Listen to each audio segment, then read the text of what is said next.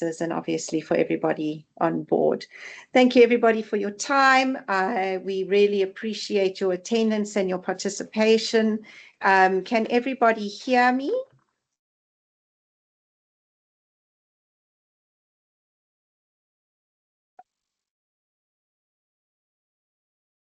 Yes, okay, great. I'm very pleased that I'm loud and clear. Thank you for confirming. I do appreciate that.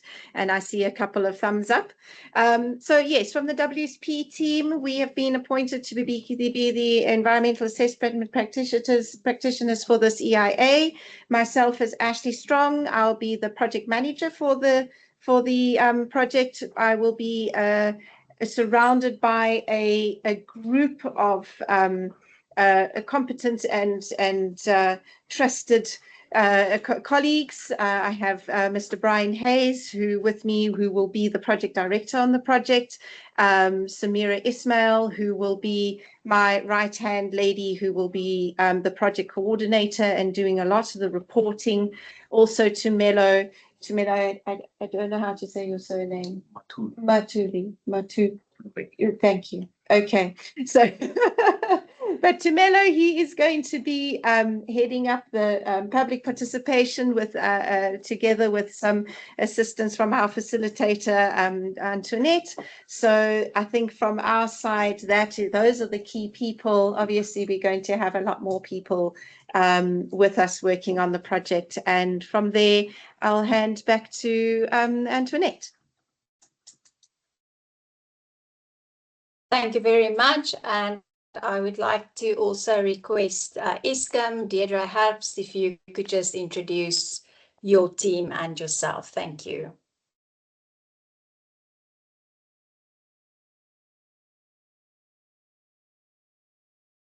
I think Deirdre is on mute. You're on the Good afternoon. So now I'm sitting next to Ashley, so you can't see my name on the screen. And good afternoon, everybody. So the Eskom team is represented by two groups of people. First of all, our environmental team, which is myself, Deirdre Herbst, supported by Dion Jeans and Attila Else. And then on the technical side, we have Sadiqa Tofu, who is going to be doing the presentation and answering a lot of your nuclear questions. Anita Killian, Abram Sanel, Maxwell Msabala, and Israel Sikoko. Oh, sorry, and most importantly, Mervyn Turan, who, if you were involved in the last process, you would remember Mervyn. Thank you very much. Thank you, Deirdre. Back to you, Tony. Thank you very much to WSP and to Eskom for introducing yourselves. I think I would like to make use of this opportunity to acknowledge that people come into this meeting today with different levels of knowledge, different languages, and different lived experience. We really appreciate your presence here. But I also would like to acknowledge that we have people here who have participated in a previous Nuclear One process, people who were not part of it at all. So those are all our new participants. And then people who may have concerns regarding legacy issues that there may be, or people who simply may want to hear more information about this project, the reasons for it, and so forth, and for explanations in clear language. So I will do my best to make sure that this information is, or the process rather, is accessible. The presentation will be in English during the meeting, and there will be an opportunity for questions and answers after the presentation, and during that session you are welcome to ask your questions in English, Afrikaans, or isiXhosa. We also recognize that not everyone can join online, and in-person meetings will follow during the formal scoping phase. And to this effect, I just want to emphasize that today's meeting is really part of what we call a pre-application meeting. But before we go into the purpose of today, where we will explain all of that information, I'd like us to just move to the next slide. And while we do that, can I ask to Melo to please just post the QR code in the chat for people, because we will be getting to that slide shortly. I would also like to just bring your attention to our meeting code of conduct, where we would like to share that this information meeting is a platform for constructive and respectful dialogue, and to ensure that all voices are heard safely and fairly during our Q&A session. We do appeal to all our participants to please observe the following. I'm not necessarily going to go into detail through all of these points, but they include: please be respectful and courteous towards everyone. Provide everyone with a fair opportunity to ask their questions or to contribute their comments. Therefore, we will share the house rules again later on, but please keep your mics muted during the presentations. There will be ample opportunity afterwards for questions. Kindly use the chat responsibly, so that we can avoid flooding and over spamming or repeating the same comment. We are keeping an eye on the chats, and we may, during the Q&A session, group the questions according to similar themes. If we see that time during the Q&A will catch up with us. And we invite you to please participate constructively in today's meeting. You're welcome to ask your questions openly and honestly. As Deirdre mentioned, the team is present and available to respond to as many questions as possible. And we also recognize that it's not always possible to address all the questions during this early information sharing meeting, but they will certainly be recorded and responded to once the formal environmental impact assessment process has commenced. And then we'd like you to share your knowledge and insight that will support the team to better understand local context and also the changed environment within which we all live today.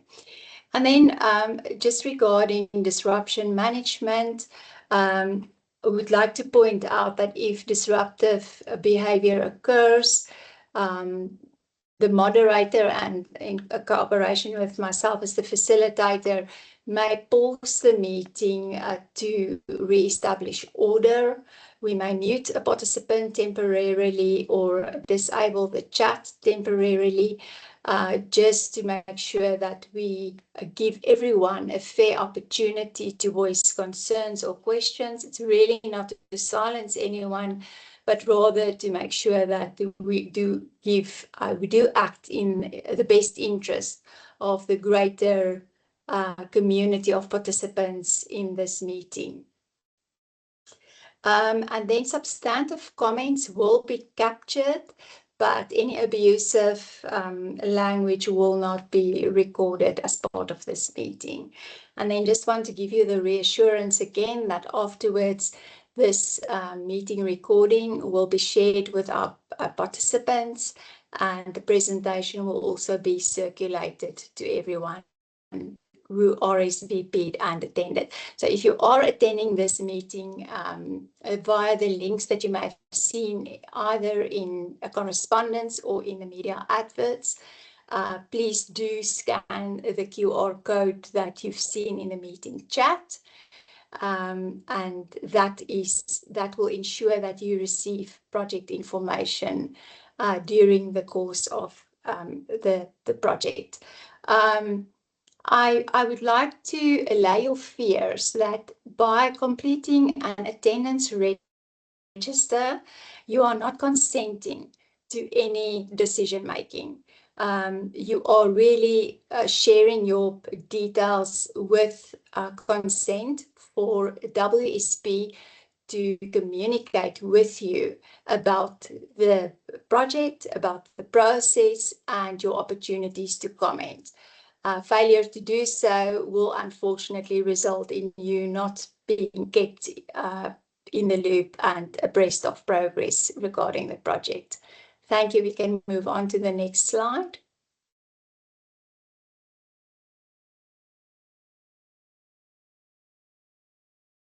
So the meeting today will cover the purpose of the meeting. I will shortly go through that, how we will engage during the meeting, and then our presenters will provide a project description, share proposed alternatives that will be investigated during the environmental impact assessment, provide an overview of the permitting process. And once again, I would just like to remind everyone that this is an early information meeting, so that the formal environmental impact assessment process is not yet commenced. The specialist studies that have been identified for commissioning, and then also to share the regulated EIA timeframe, because there's been some changes to the EIA regulations and the associated timeframes for an environmental impact assessment, what the public engagement process will entail, what other application processes there are that we need to be aware of, and then we'll open the floor for questions and answers. So the idea is for the presentation to be in the order of 30 to 40 minutes, after which there will be an opportunity for you to ask questions. And then there's going to be a slide to invite you to specifically contribute information for the team to learn and to understand how best we can continue with the process and how we can best engage with our interested and affected parties. Thank you, Ash. We can move on.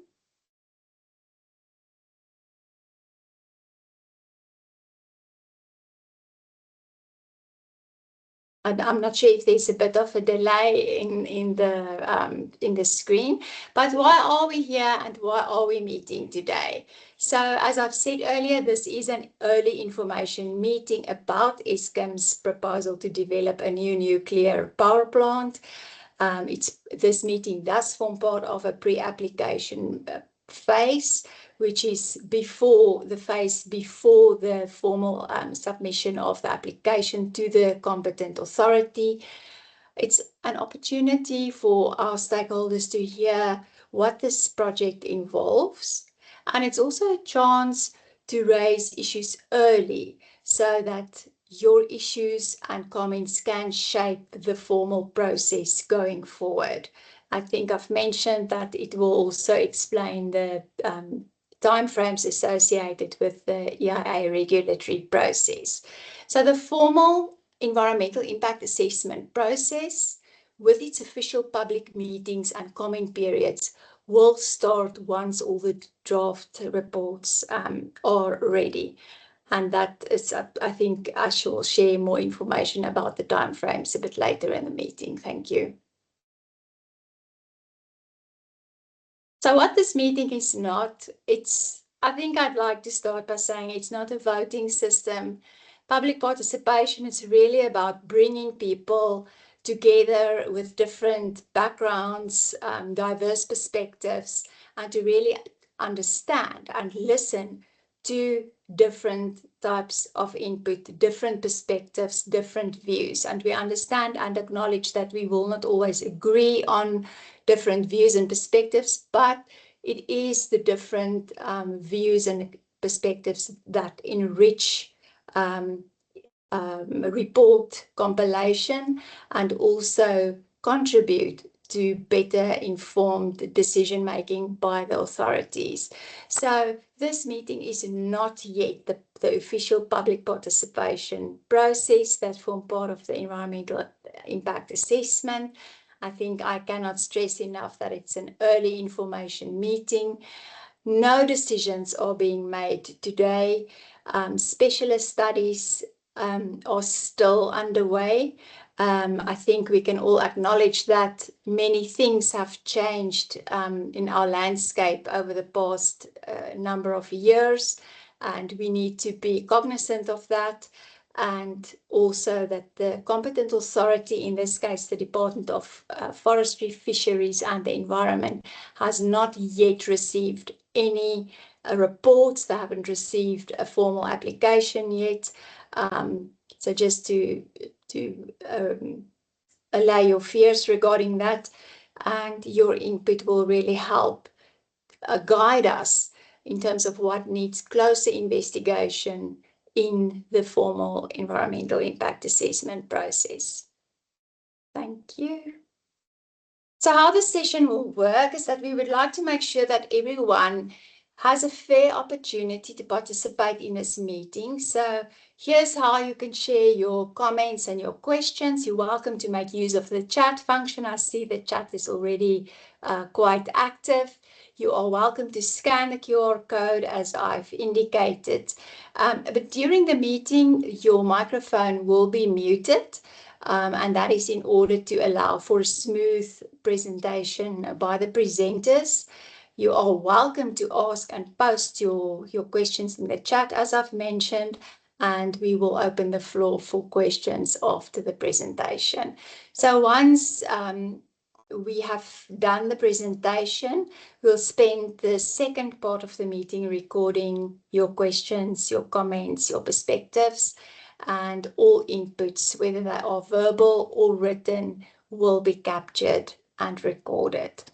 If you prefer to comment in your own time, that is, say during this meeting you just absorb all the information and you would like to discuss what you've heard after the meeting with your constituents, you are welcome to send your comments later by emailing your questions or comments to nuclear-pp-eia@wsp.com. It is also indicated in the presentation that will be circulated, and the access, as I've mentioned, access to the presentation will be provided via email. We'll share that with you, and please make sure that you do scan the QR code so that we do have your contact details to reach out to you and to get into contact with you. Thank you. I think this is our last slide before I'm going to hand over to Ashley. Just in terms of the house rules, which I will share after the presentation again. Please raise your hand if you would like to contribute any questions or comments. Please allow the speakers to finish before you speak. And we ask you to please engage respectfully, even when there are disagreements. Personal attacks, insults or aggressive comments will not be allowed, and as I've mentioned earlier, there will be a protocol in place for us just to maybe pause the meeting to restore order if necessary.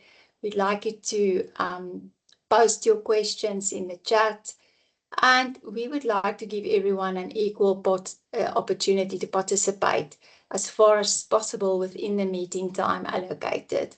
Therefore, we're going to ask that you please limit your questions during the Q&A time so that we can give everyone, if we would like to ask a question verbally, an opportunity to do so. And then lastly, please familiarize yourself with the code of conduct. I believe that Tamila has posted it in the chat. So these rules help to create a constructive and a safe space for all of our participants. We thank you for cooperating, and with this I'm going to hand over to WSP for the presentation. Thank you. Over to you, Ashley. Thank you, Tony, very much. Thanks, Tony. On request, I'm not going to put the camera on again, just so that we can make sure that people aren't streaming the videos. And so please, we'll keep the cameras off. Thank you so much again for your time. We'll run through the presentation and then we'll open it up for questions and answers. So the first question is, why are we here? We've already received a couple of comments through our email saying, you know, we've been here before, you know, there's been a previous EIA. So yes, we are here again. We previously, in the 1980s, there was a nuclear site investigation program that identified a number of sites, I think it was 5 in total, that were suitable for the future development of nuclear power stations in the country. A few years ago, as I'm sure a lot of you were involved in the previous EIA, there was a previous EIA that was authorized then in October 2017 for the Danafontein site in the Western Cape, which is neighboring the Koeberg, the existing Koeberg power station. This project was authorized for up to 4,000 megawatts, and that did have an appeal against the authorization, which was basically the minister upheld the EIA, or should I say the authorization, on the 29th of July of this year. So the authorization has still been granted there. Subsequent to that, the integrated resource plan for 2025 has been released and published.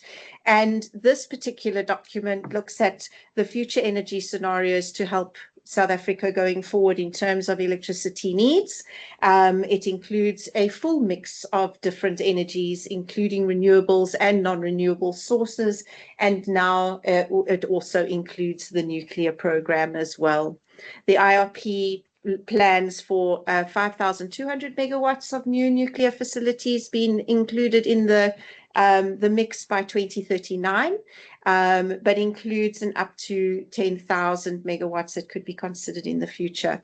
So this particular project that we are looking at is looking at 5,200 megawatts at a new site. And those 2 sites, alternative sites that are currently being looked at, are either Tastepunt or Bantamsklip. And I think it's also important to note that in South Africa, we have safely and securely operated our existing nuclear power station at Koeberg for just over 40 years, which I think is notable.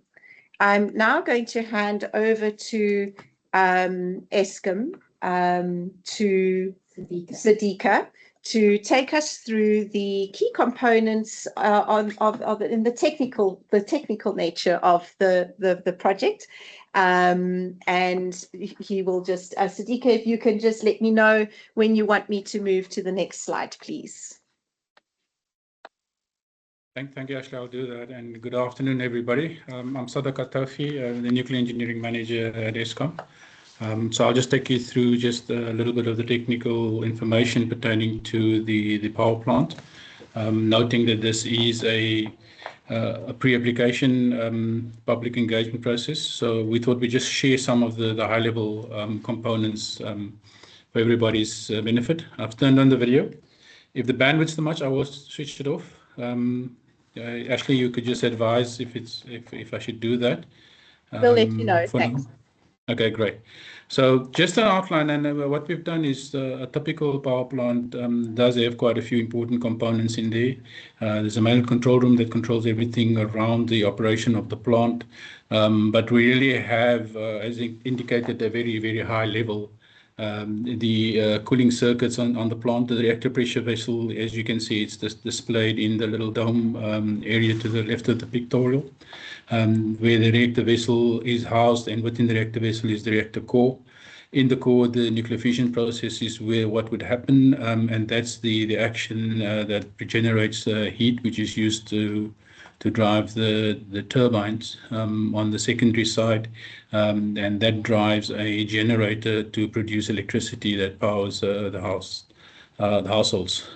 Typically, what we do have is a cooling circuit that's independent from the nuclear island, and a third intermediary circuit really does cool through the steam generators, the steam that's generated, but that cools the reactor side.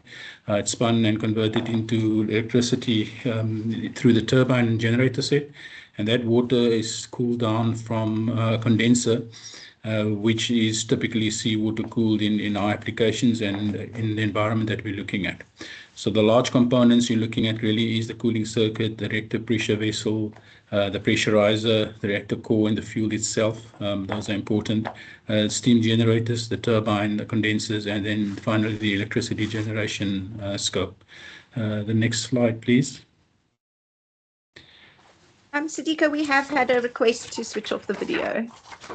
No problem at all.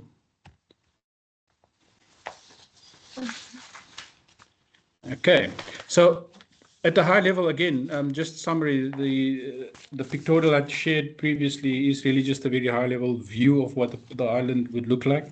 But during construction and in operation, there will be various structures being constructed and shared. Some will be deconstructed during the operational phase. So we will need to install a temporary cofferdam in the ocean to help with the outlay of the plant and where spoil and pipelines and items will be constructed. So those will be temporary areas that needs to be marked off for storage and the like. We'll need to have some laydown areas demarcated and cleared for the construction period, and some of these will be turned into permanent structures later on during the cycle, and others will be rehabilitated back to the original state as far as we can. And then obviously there will be the large nuclear island that houses the reactor and the power generation unit. There will be turbine halls associated with that to do that electricity conversion lines through. We will have some spent fuel storage facilities locally on site, as well as gas storage facilities and supply pipelines and all other technology that we will employ to make the plant work. There'll be waste storage, conventional waste storage and packaging facilities to dispose of normal industrial waste, and the nuclear waste will go through a separate stream where that will be treated and dealt with. We'll have, as any other large facility, a wastewater treatment works. We'll have on the seaside the intake and outfall structure to the ocean. That's really required for the cooling water that would be needed and to be released into the ocean. For this particular project, we're looking at seawater desalination to support the plant's water needs. And because of the water usage, that we will need water storage reservoirs on site. There'll be a large meteorological mast or an alternative for measuring and recording the met data throughout the life cycle of the plant. Obviously, evacuation of the power will be a key consideration, and therefore there will be a 400 kV or 765 kV and 132 kV voltage, high voltage yard, and the transmission lines to evacuate the power from the station to the grid and provide that access. Obviously, there'll be internal access roads to the site and a whole host of other auxiliary services, including offices, canteens, and housing around the site as well to support the operations of the plant. And all of these as a collective would then contribute towards the successful running of the plant and what would be situated on the actual site when the project is completed. The next slide, please. In terms of the technology envelope specification, so what we'll be doing, we have not yet decided on a specific technology at this stage. So when we go to market as Eskom for the technology, we would be looking at an envelope of criteria to allow the market to provide us the best alternatives that's available. We are constrained currently in terms of the nuclear energy policy that requires for large reactors pressurized water reactors and or high temperature gas and small modular reactors to be looked at. and these will be constrained to the pressurized water reactor type, as I've mentioned, where possible. So our specifications will envelope these requirements to make sure that we are not exclusionary in the process, and that it meets at a high level the main items. So we'll be looking around what technologies are available that meets a specific envelope of requirements, and that would then allow us the flexibility to deploy the appropriate technology for us based on the requirements that we have set forth to do that. So there will be, in terms of the reactor technologies set, an envelope of specifications and not a specific one in particular. And that's really just to make sure that we adopt a unified technology envelope approach, and the design parameters will be clear, and it should accommodate the phased implementation to allow us the deployment of either a large PWR and multiple SMRs, and it really will be dependent on what we are able to achieve and receive with the 5,200 megawatt leeway that we currently have in terms of the integrated resource plan.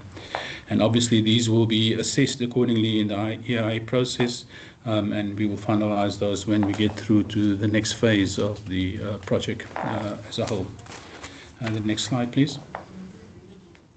So just in terms of the typical safety features, to show the public of what we'll be looking at, we will be looking in terms of going forward from what we understand today, increased use of passive safety systems, and these really are safety systems that work without electricity and limited human action in case of events happening, and it just allows us more margin to make sure that we are able to respond appropriately, and that the technology is able to respond appropriately to what we needed to do. We're looking at simplified designs in today's time, which does give us more operability and maintainability functionality associated with those, as well as less items to break, if I can put it that way. Key to any nuclear plant really is making sure that we do have defense in depth in the design outlay, what the design looks like, that there's appropriate design features that provides us multiple layers of defense that we can utilize and rely upon in terms of its safety protocols and procedures of the plant. We're looking for low core damage frequency, and that's really to limit any large early release items that may come forward, but to keep the plant, and it's really a good measure around the safety of the plant and the safety systems that's employed around the plant and in the plant to make sure that our reactors are safe and robust. We're also looking at a design that is robust against extreme events, extreme weather, tornado events, so that we do not have defensive breaks based on environmental conditions or extreme weather conditions that may impact the plant due to one or the other reason. So those will be key items that we will consider in the design of the plant, and then obviously other items like redundancy, and we will look at in terms of making sure that we also have multiple layers of that defense in terms of being able to fulfill the same safety function through redundant means. And so those are just some key typical safety features that we'll be looking at amongst a whole suite of other factors on the plant when we do the analysis and in the final selection of it. These are standard requirements of a plant. They are built into that, but those are specific items that we normally look at when we do an assessment of a design to our requirements, that it meets these items at a high level, but also at the detailed level, to provide us the assurance that we are able to operate a nuclear plant that's safe to operate within the South African context, meeting all our requirements from as the national nuclear regulator will have put down for the new plant design. Thank you, Ashley. The next slide. Thank you so much. Wonderful. The next slide I think is mine. So thank you very much. That was great. Thank you for your input. That was great. So moving on to the EIA process, we need to, as part of the EIA process, look at alternatives. It is a requirement in the EIA regulations the requirements the alternatives need to be feasible and reasonable and viable for implementation. And some of these that we've listed here on the slide are some that will be discussed in a lot more detail when we get to the actual scoping report and the EIA reports in the coming months. We have siting alternatives, Bantamsklip or Tastepunt.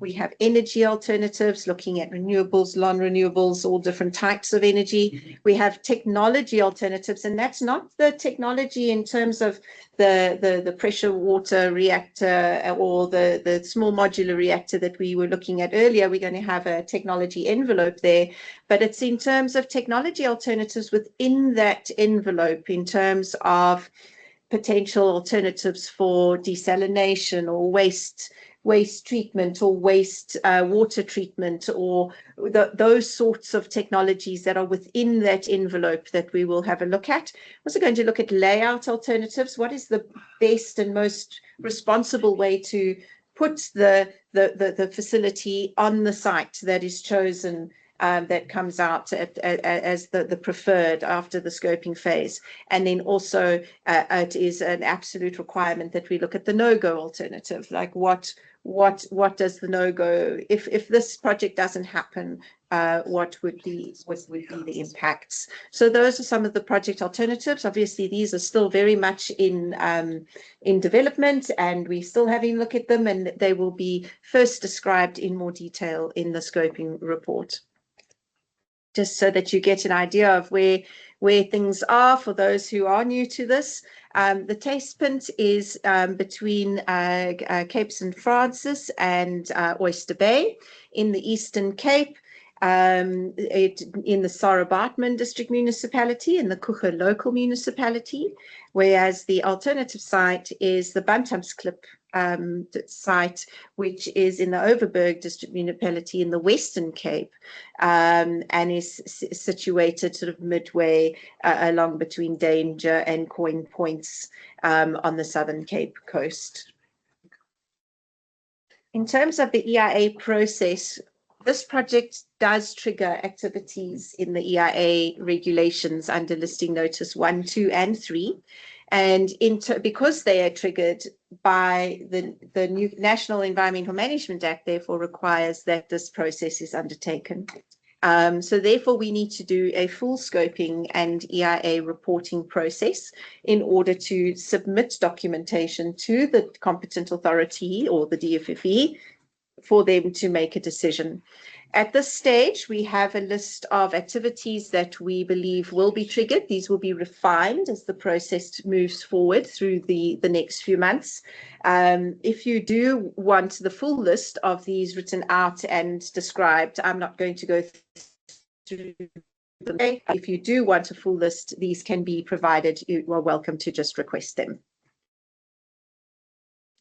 In terms of the specialist studies, WSP will not be doing this alone. We have a host of specialists that will be supporting us with specialist knowledge and information and reports as we move through the process. You will see that we've got a couple of different referencing points on the slide. The bold specialists are those specialist studies that have been required from the DFFE screening tool report, which is a new requirement in our process.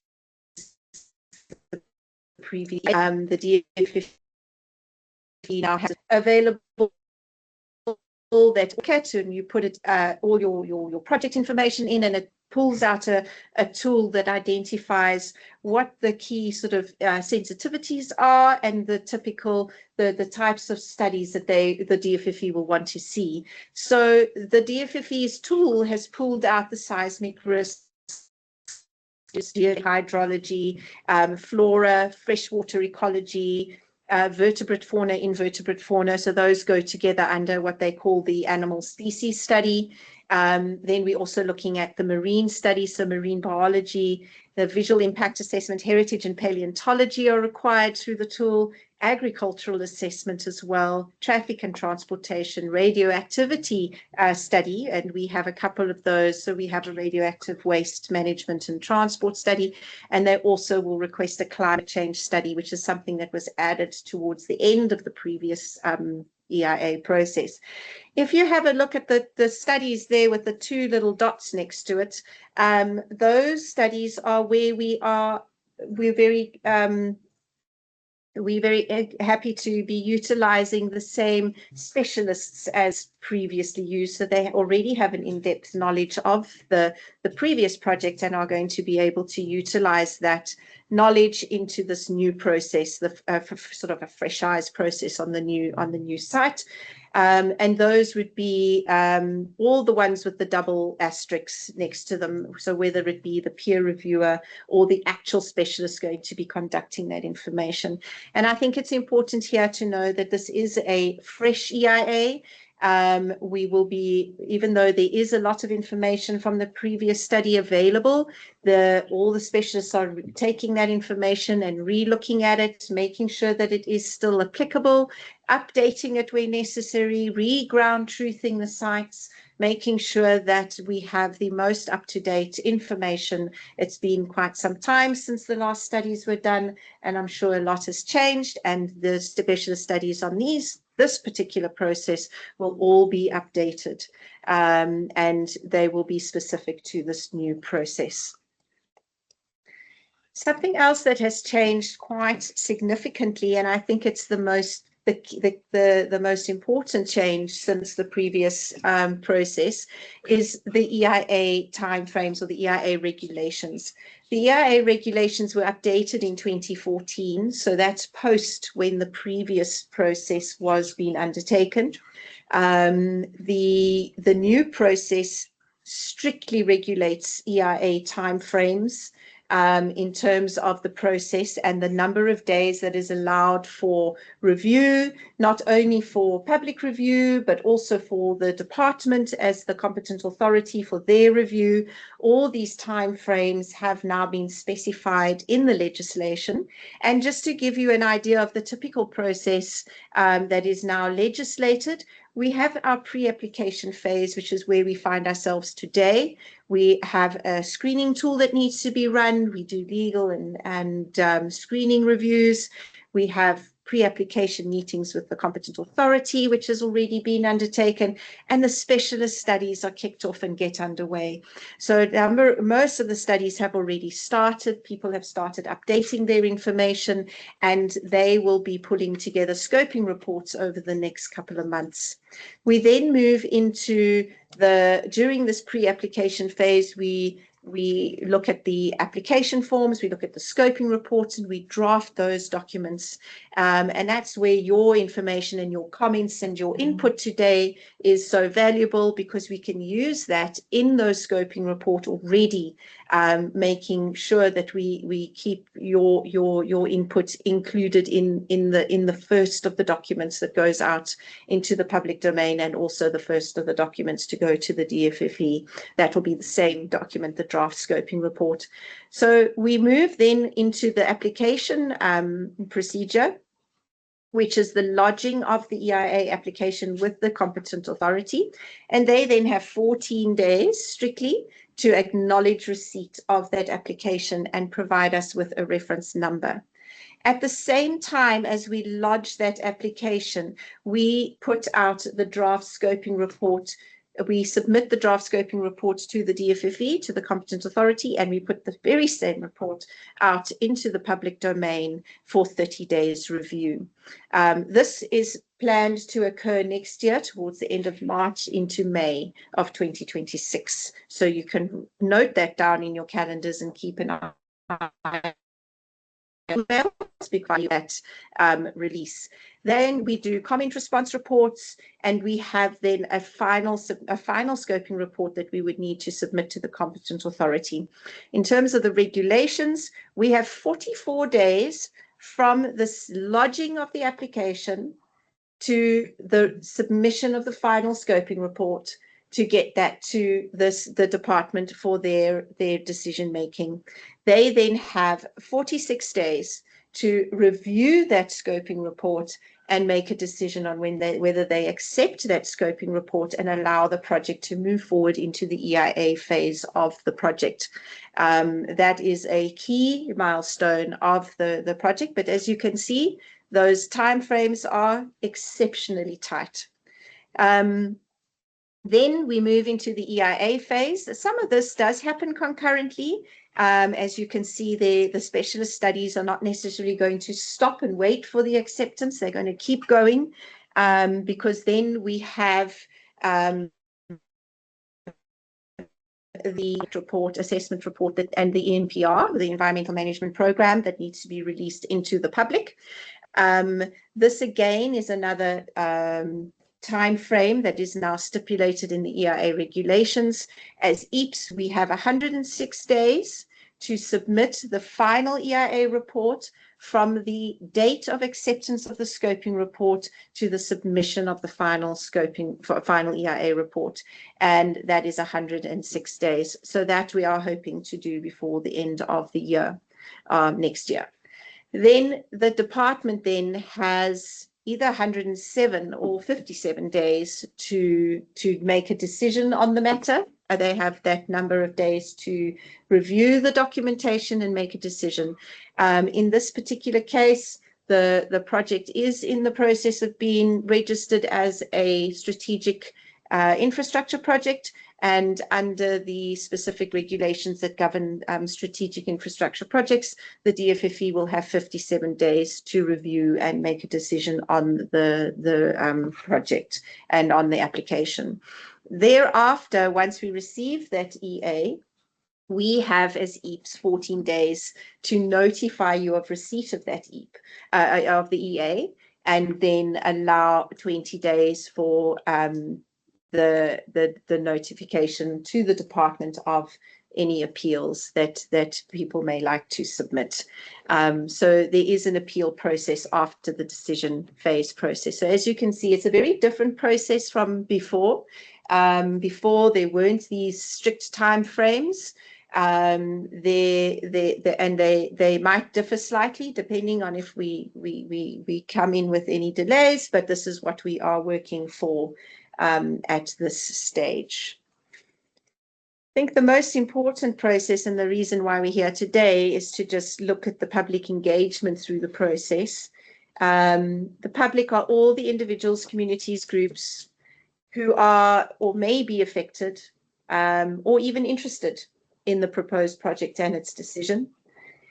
We will engage everybody through we try and take note of language and culture and heritage, tourism, when people are around in commercial, indigenous, and we try and take all of those factors into account in the way that we engage the public in terms of our processes. Through this, we look at newspaper, radio, and Facebook adverts, which we've already been looking at. We'll be using site notices and pamphlets and virtual and in-person public meetings. And then obviously also using the likes of the websites, the data-free websites, the emails, SMSs, all ways that we hope to engage with you and bring you along this process with us. We will capture and address all the concerns. We have a state-of-the-art platform for capturing those concerns and making sure that we don't miss any with our responses. We also have a dedicated public participation team on this project. And basically all they do is monitor the emails and make sure that they keep you up to date, that they respond to your emails, even if it is just to let you know that we have received your comments and that we will be taking them forward into the comment response report, and that they will be responded to as soon as we have the information available. The specialists in the EAPS will also address the concerns where necessary. So if there's a specific comment on a specific specialist study and a specific concern, we forward that to the specialists and they assist us with the responses so that that the responses are correct and accurate. And what do we do with these? We capture the concerns, we capture the comments, we respond to the comments, and show you how those comments have influenced the reporting and where we have redressed it. So in every comment and response document, you will see the comment, which will be word for word outlined. We will respond to each of those comments, and in the end of that, we will have a reference in terms of where in the report can you see where we have addressed this comment or provided an answer for this comment. And then obviously, most importantly, those comments get presented to the comments that they will take into account when they have to review all the decisions. They review that stakeholder engagement report or the comment and response report in detail, and often it has a great bearing on what their decision is at the end of the day. So what is your role in this? I know you you'll be thinking about this, like what are you here to do? We need you to help us identify and prioritize the issues that need careful investigation. We need you to share your ideas on different alternatives and ways to reduce potential impacts. We also need you to take part in shaping fair and appropriate criteria that will guide decision making. We need you to tell us about your community's needs and values and expectations and what is relevant to the project. Contribute your lived and traditional knowledge that may be found in that may not be found in formal studies, that we can then take that information and send it on to the relevant specialists so that they can use that information that included your issues, and that we've been raised them and that we've reflected them correctly and we've responded to them and we've taken them into account. And I think most importantly is that it is a duty on your side to make sure that you've registered and that you participate in the process. And how can you do that meaningfully? Join the process early and register as an INAP. The QR code that we've sent through in the comments, it's right at the beginning and also further down. I think Tumelo has put it in twice now. You can fill that in and you can share that QR code with your friends if they also want to register. If we get somebody who hasn't registered yet through that comment sheet, we will add them to the database. So make sure that you are registered so that we can be kept informed. Please ensure that you could put the correct details in, that your email address is correctly spelt so that we don't get undelivered emails back if there's been an error on that. So make sure that everything is correct, that full stops are all in the correct place. Let us know about anybody else, individuals, groups, or community that we should include so we can check if they're already on the database or if we need to find out or get hold of somebody and make sure that they are included. Please share your thoughts on the public participation and how you can be served fairly.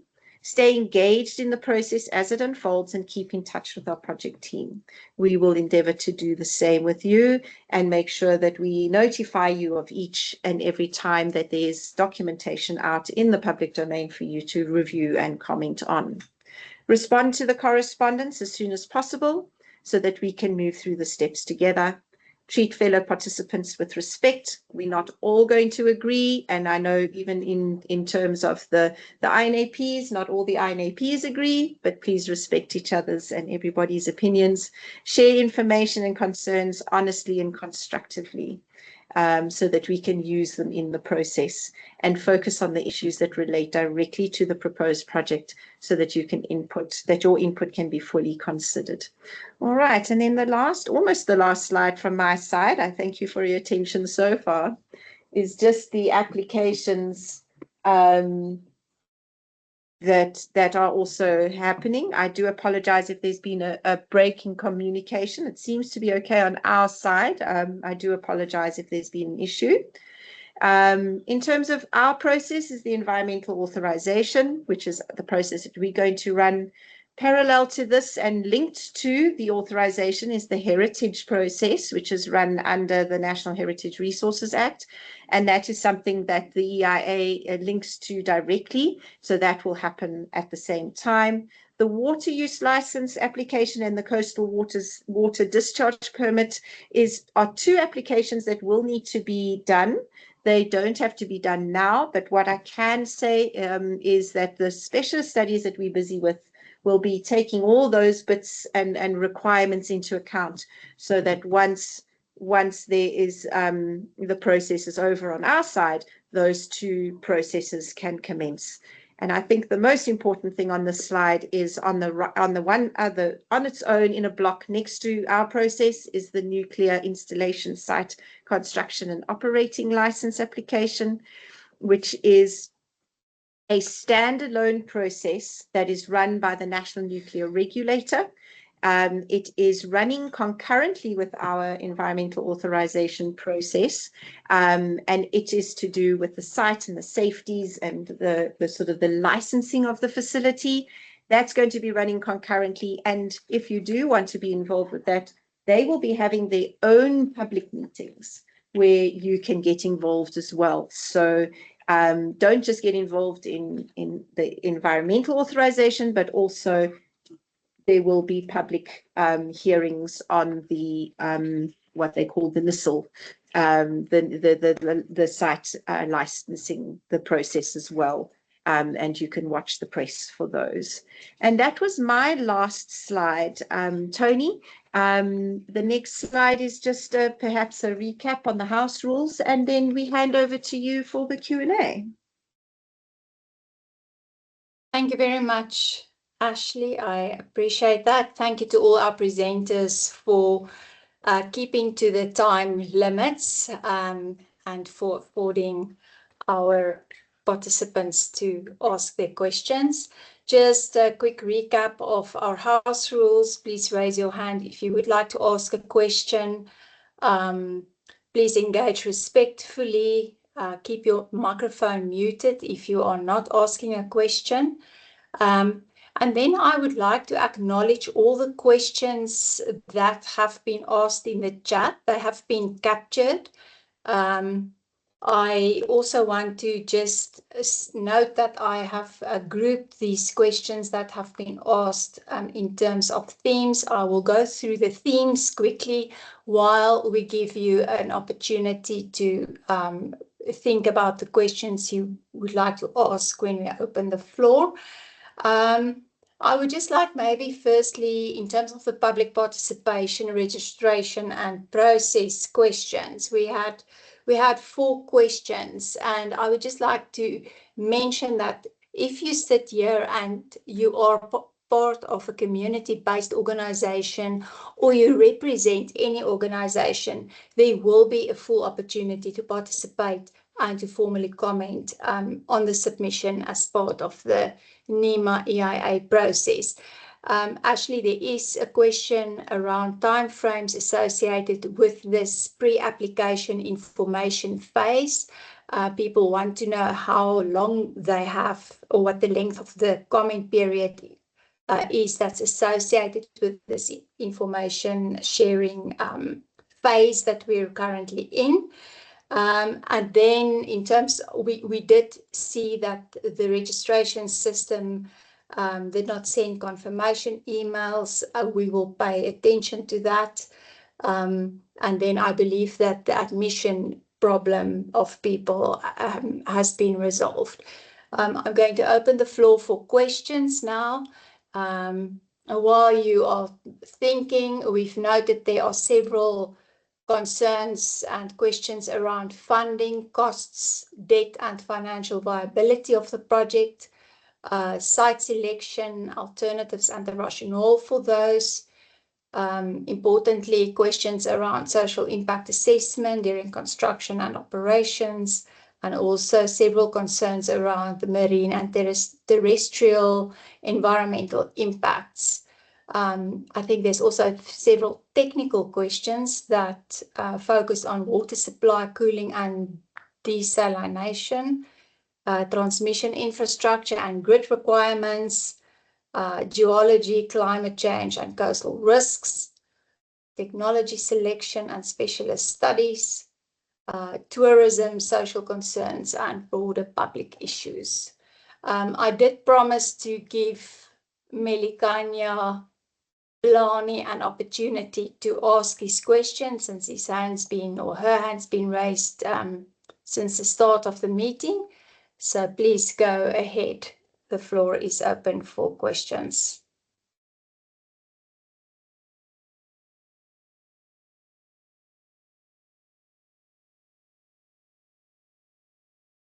Melikanya, you are still muted. Hello, am I Hello. audible? Hi, am I audible, Baba? You are audible. All right. Thank you very much. Thank you very much, ma'am. So you are speaking to Melika Plan here from the Eastern Cape Combined Environmental Forum. My question has got to do in this EIA process and the processes of this 5,200 megawatts has got to do with only things that what is it now that have changed? Because we understand our country have got no radioactive management policy, and that we have seen now, even now, inconsistency that this process of a nuclear power station that have been in persistence in terms of high level of secrecy and the centralized control, So I'm trying to check if then what is it then that now you think that will allow us to succumb on these processes, Reason being, and on top of that, you are not in terms of your your waste and the water safety. You are not speaking about issues that in terms of your job losses that are going to be escalating with regards to the fisher folks, because as the Eastern Cape Combined Environmental Forum, who are aligned with the Fisher Folks Alliance, the national, we have got a national alliance of fisher folks that is aligned with us, So we Yes. are not speaking on those aspects, and that now, whilst we are not speaking on those aspects, it's seemingly now it's like we are not targeting the space that have got what you call it, the coastal areas, because we understand we are targeting the coastal areas, and we understand that in terms of the construction of the nuclear power plant, we are occupying those the space that have got seawater, because we understand that you need to have your coolant in terms of the construction, because the operation of the nuclear power plant have got to do with, mostly it have got to do with the usage of water, and that we understand that you are targeting the seawater. So then the moment you construct those coolants that are being constructed within the ocean, then the aqualife system on that area that is being targeted changes, Yes. So our issues now are around those job losses that are going to occupy that, because we've got our future folks, brothers and sisters that are benefiting from that system. So could Yes, you Mr. then come Melikaya. to that aspect, please? Thank you very much. Thank you. Thank you very much for your question. I hear that you are concerned about this. You want to know what has changed since the last process, and how will the fisher folks' concerns specifically be taken into consideration as part of this process going forward. You're also concerned about the level of detail of information that has not yet been provided in today's meeting. So I'm just going to hand over to Ashley to take us through the response. And maybe Ash, while you speak, and the concerns around the social impacts have been raised, also around constructions and operation, could you just give us also an overview of what aspects the SIA will address, especially those of interest to small coastal communities and the fishers? Thank you. All right, no problem. We'll do a dual answer. I'm going to start on the environmental side, and then I'm also going to hand over to Deirdre to to respond to some other aspects of the question. In terms of the marine and the fisher folk, and also the social impacts and the marine impacts, and those will be covered, and we're going to take these concerns that you've raised this afternoon and send them to those specific specialists. The marine, the fisheries side will be covered on two aspects. One, from the social impact assessment in terms of jobs and income and all of that, and how it might impact on that side, on that front. It's also going to be covered from an economic point of view with the economic study that we have. So these are wonderful comments that you've brought to the platform here this morning that we can forward on to those specialists for them to take them into account. Also to the marine ecologists, who will be specifically looking at the ecology of the marine environment off the coast, and obviously also including the fisheries. So those comments and concerns will be addressed by those specialists as well. So thank you for raising those, and we can confirm that they will get to the specialists, and they can include them in the studies. As you know, we don't have, the studies are not, they're still ongoing, they haven't been finished yet. So this is the perfect time to raise these comments and concerns, so that we can get them to the specialists so that they can take that into account in their studies. In terms of the social impact assessment, it's going to be looking at the impacts from the construction phase, jobs that might be recreated on all the different skill levels, the same for the operation phase as well as the decommissioning phase they're going to be looking at. They're going to be looking at a whole host of impacts, like thinking things like influx of labor from outside, using local labor, what other things? There's so many things that they're going to be looking at, but yes, using local labor is one of them, and how that may benefit the community surrounding the project sites. Yeah, so there's the whole host of things that they're going to be looking at, and I think you will find that a lot of your questions may well be answered once we've released that scoping report in the first phase of the specialist studies. So thank you for bringing that to this forum this afternoon. And then I'm going to just hand over to Deirdre in terms of what has changed, and why we find ourselves here again. Okay, so I think I just wanted to respond to your statement about there's no radioactive policy or policies around radiological safety. And I think what we'll do is, in our response to comments, we'll just provide you with a little bit of information on that. And I think when the fact that there is a nuclear licensing process, and that obviously deals with the radiological safety. In terms of what has changed, I think right at the beginning of the process, we talked about the integrated resource plan, and that it includes nuclear. So we already have the approval of the Danafontein site as one of the nuclear sites which we are hoping to develop. But we need to make sure that there are more than one site to develop, and that's why we are continuing with this environmental impact assessment. Thanks. Great. Back to you, Tony. I hope we've answered the questions to the best of our ability at this stage of the process. But we will make sure that the specialists get all those the comments.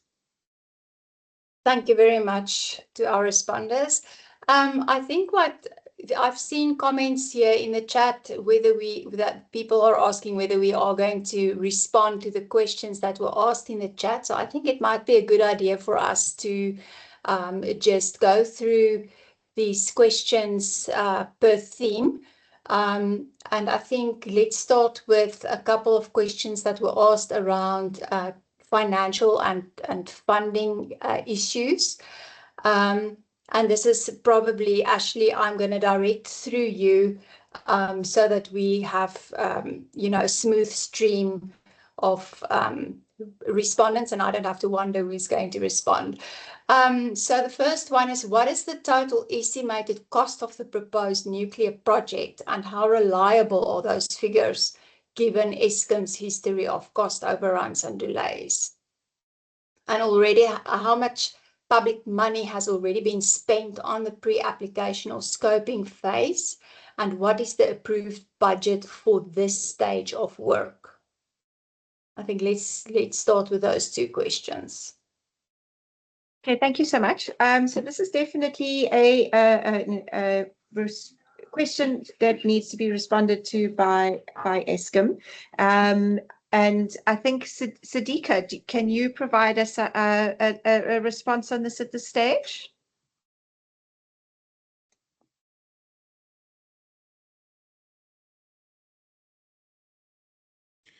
No, actually, you're talking about what the cost of the project will cost us.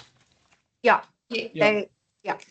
I don't have an answer on that at this moment in time, but safe to say that we will be looking at the financial impact as part of the assessment that's gone there. We have not yet gone to the market, so we're not sure what the costing would be in South African terms for the project. And that's all part of the RFI's issues that will be following on from this to give you that estimate. So we are busy in the information gathering phase at this moment in time to make sure that we are able to cost and surmise what the full project would cost us. It will be a complex calculation to complete, and the teams are looking at that and how the funding will be secured to support that initiative. Thank you. Can I just follow-on question on that is how much public money has already been spent on the pre-application scoping phase, and what is the approved budget for this stage of work?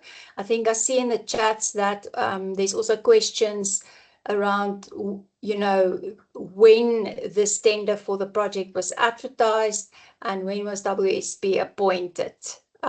Also a question as to when were the specialists appointed. Ash, I think if we can also just while we talk about the specialists, there was also a question in terms of why the specialists are already doing the work if the battery limits and technology for the technology is not yet known. If you can just address that as well. Okay. So in terms of the wins, so the tender was released in April of this year. WSP was appointed in July of this year. It's a very complex process, and we've been doing all the prep for getting it going in the right direction.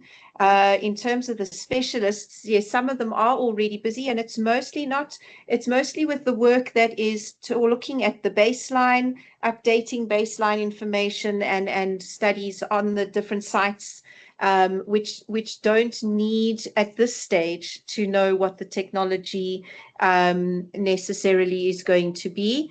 We recently circulated the technology envelope to the specialists, so they do have that information, and they are working with that at this stage in terms of scoping level requirements. But yes, there's a lot of baseline work that the specialists have already been busy with, and that's to do with what is on the ground, can be ground truthed on the ground, identifying the sort of what's there already, and that background baseline information. So that's what they have been busy doing, and making sure that they're working with the correct baseline so that at a later stage they can do the impact assessments correctly. Thank you. Thank you. You want?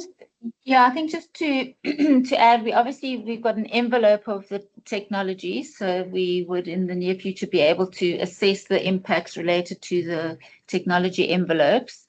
And then just in terms of the question on cost, I don't have that information available right now.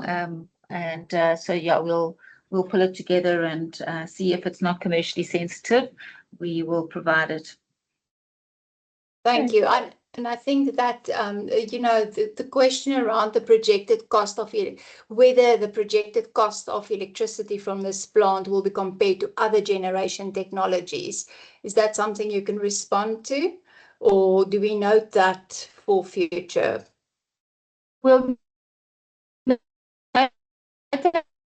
for information in it. Can be referred to the integrated resource plan, which looked at all the different technologies and the cost per technology and how the different technologies fit into the energy mix. Thank you. Will the project allow private sector participation or investment, and under what model? And then linked to that also, which international partners or countries might finance or invest in the project? And how much ownership or control would South Africa retain? Yeah, I think that Sadiqa actually answered quite nicely earlier on that that information we don't have at hand as yet. So we investigating different models, and we would need to go out on RFI and engage the different countries, etc., and companies that might want to go into partnership. But there's no decision that's been made on that as yet. So we will available at a later stage. Thank you. Melikaya, I see your hand is up.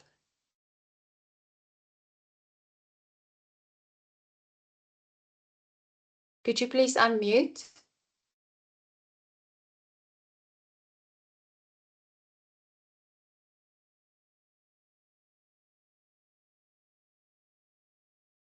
I think I'm going to move on to the next set of questions that were asked around site selection, alternatives and rationale.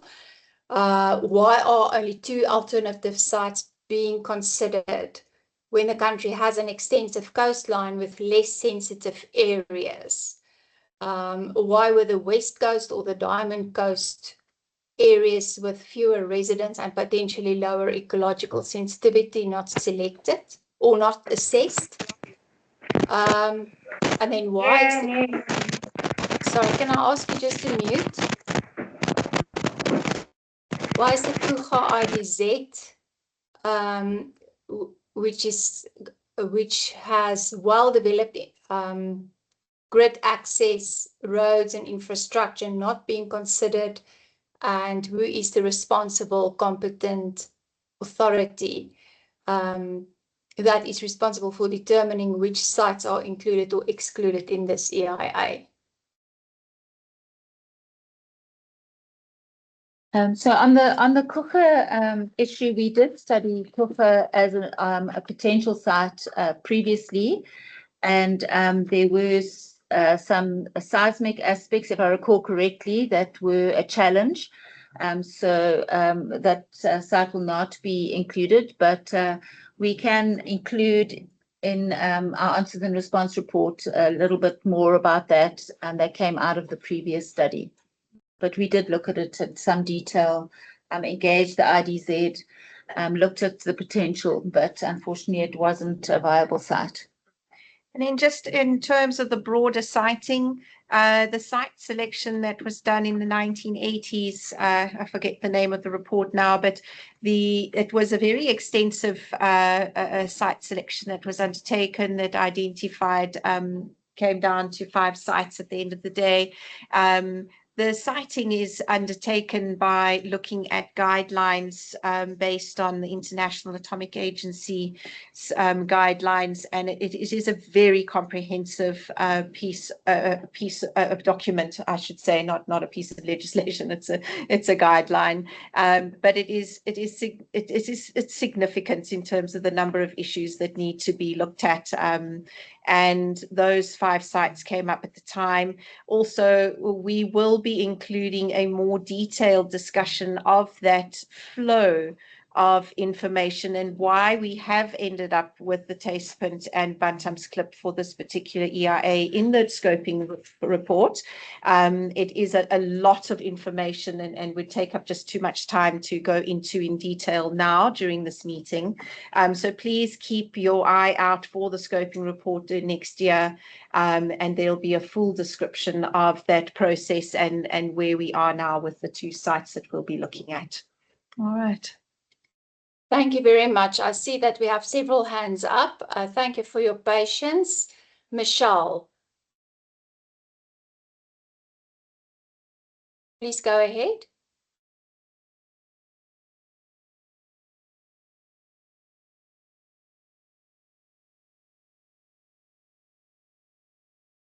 Your microphone is muted.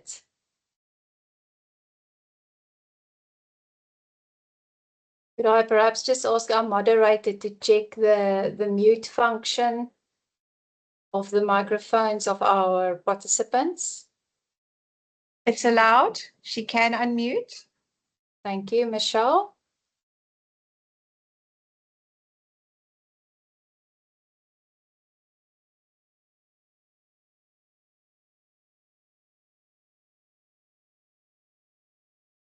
Sorry, can I check if I'm audible?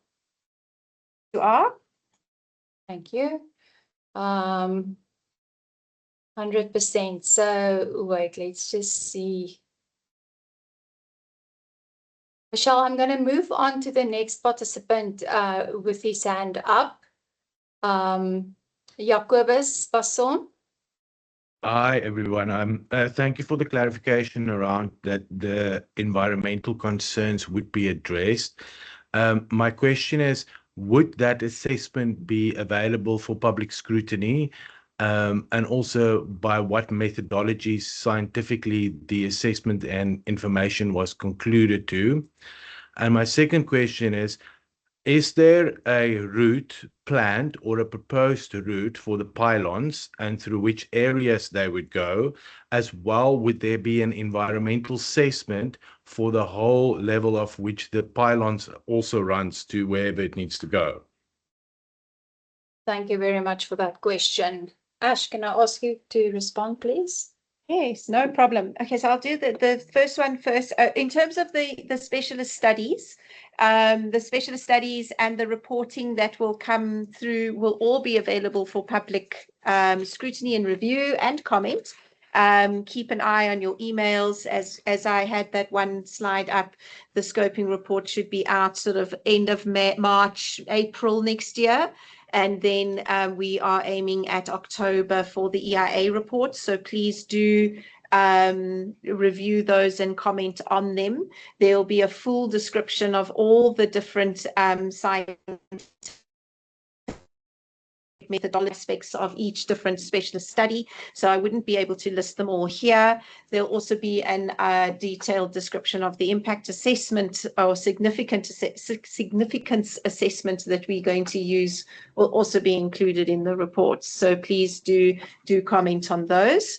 Then in terms of the pylons and the associated power lines, this project is ring-fenced in terms of the generation facility and linking to the HV yard, and then to and that is where our sort of what would we call it, a boundary sits in terms of this particular assessment. The transmission lines from taking power from the facility into the grid would be a separate applicant in terms of the national transmission, South Africa National Transmission. What's it now? Company? National Transmission. National Transmission. The NTCSA. And they would then do a separate EIA for the transmission integration of the facility into the national grid. So those there would have to be an EIA for each of the power lines that they would require. So yes, please keep an eye out for those. We're not sure of when they're going to be hitting the public or when they're going to be starting, but they will definitely need an EIA, but they will be separate to the one that we are doing currently. Maybe I can just add onto that in terms of the transmission and the corridors. For us, of course, it's excluded, the EIA for that process. However, it is something that we do consider in our process in terms of which site is most favorable, because you can imagine the transmission, the corridors is also in itself extensive processes. So we consider that and how that affects this project. So there is an interlink. It's not excluded, but we're not applying for that environmental authorization process of the corridors, which includes the transmission lines within this project. Right. Thank you so much. Thanks, Brian. Back to you, Tony. Thank you for clarifying. Folks, I see that it is almost 4:30. This meeting has been scheduled until 4:30, but we will be here until 5 o'clock. So I would like to invite those of you who can stay until 5 to please stay until 5 so that we can address the questions of the people who have their hands up. And then if we do not get to all the questions that have been asked in the chat, rest assured that those have been captured and they will be responded to, and that document will be shared with all our meeting participants, and it will also be posted to WSP's website so that you can refer to that information. Can I just check with Michelle Rivarola if you... Yep. My Thank mic you. is working. Okay, right. Great, thank you. The first thing I'd like to make a statement, the EIA cannot be technology agnostic. It has to be technology specific. I mean, when you're talking about pressurized water reactor, a gas cool reactor, and a small medium reactor, the technologies are so different and the impacts are so different. The risks are completely different. You can't just do a generic technology agnostic EIA. So at some stage, the choice of what is going to happen on Eskom's side, or the wish of what Eskom would like to see, has to be included in the IA. Otherwise, the IA is going to be completely misguided and incorrect, unless you intend carrying out 3 separate EIAs, one under each of the available options. I'd just like to comment on the timelines. Your timeline shows 2027 as being the sort of target date. I would submit to you that if your firm looks at the experience that they have on the oil and gas drilling applications, it's likely that this is going to end up being tied in litigation or in court for possibly 3 years, maybe even 5 years. So 2027 is optimistic. 2030, 2032 is probably more realistic. If you add 15 to 20 years construction period, are you not concerned that whatever work you're going to do is going to be totally and completely irrelevant, certainly from a financial perspective, given the trajectory of pricing of other energy sources? And I'm not only referring to renewables, I'm talking about a variety of different energy sources. That is my concern, that choices are made now, which will burden generations in 30, 40 years' time. And those choices, by the time they're implemented, are actually going to be outdated. Thank you. That is my question. Thank you, Michelle. We take note of your comment in terms of the specificity, oh my goodness, to the technology.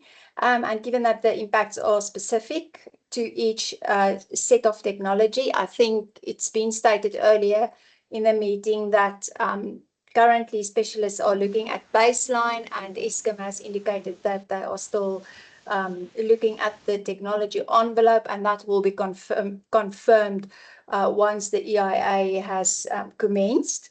Ashley, can I ask you just to comment briefly on the timeline concerns, please? Yeah, I think in terms of the 2027, I think that was really just our timeline that we are pushing for in terms of receipt of the EA. Yes, there are the risks that there is going to be litigation that will have to be seen going forward. And I think it's something that Eskom would need to deal with when we get to that point. At this stage, we are looking at the EIA from where we sit at this moment and moving forward without causing too many delays on our side. And yeah, so we'll have to see. The idea is to get a first unit up and running in terms of the IRP by 2039. And so that, I think, gives us a fair amount of time. So hopefully it won't be well, what's the word? I can't remember the word that was used. Not relevant, not relevant by the time they get there. But we're going to do the best that we can from the EIA perspective at the moment. And yeah, so let's see let's see how we go, and we can only benefit from all the questions and the comments, and make sure that we take all the appropriate concerns and impacts into account. Thank you, Ashley. Gary, thank you for your patience. Please go ahead and ask your question. Awesome. Thank you very much. Tony, good afternoon to you. Good to chat to you again. I have a set of questions, and I think just because of the nature of the meeting, I'm going to just run through all of them if you'd allow me. The first set would be to WSP as the EAP. If you could tell us what your terms of reference are for the contract, how much you're being paid for the contract, and why did you decide to do this process, as it's a follow-on from a previous EIA process. So that's WSP. And then to Eskom, in your explanation, you've used the window approach, which is the approach that was used in the previous one. You've argued that what is new is that the IRP gives you license or scope for that to go forward. And so to follow on from Michelle's question, you have already evaluated both these sites. The Bantam's Klip was thrown out in the previous process, and Tastepunt was not given the okay. Danafontein was given the okay. So the question would be is that if your technology window includes both PWR and SMRs, so pressurized water reactors and small modular reactors, one is generation 3 plus, the other one is generation 4. Generation 4 has no commercially available products at the moment, and some of those don't require water cooling.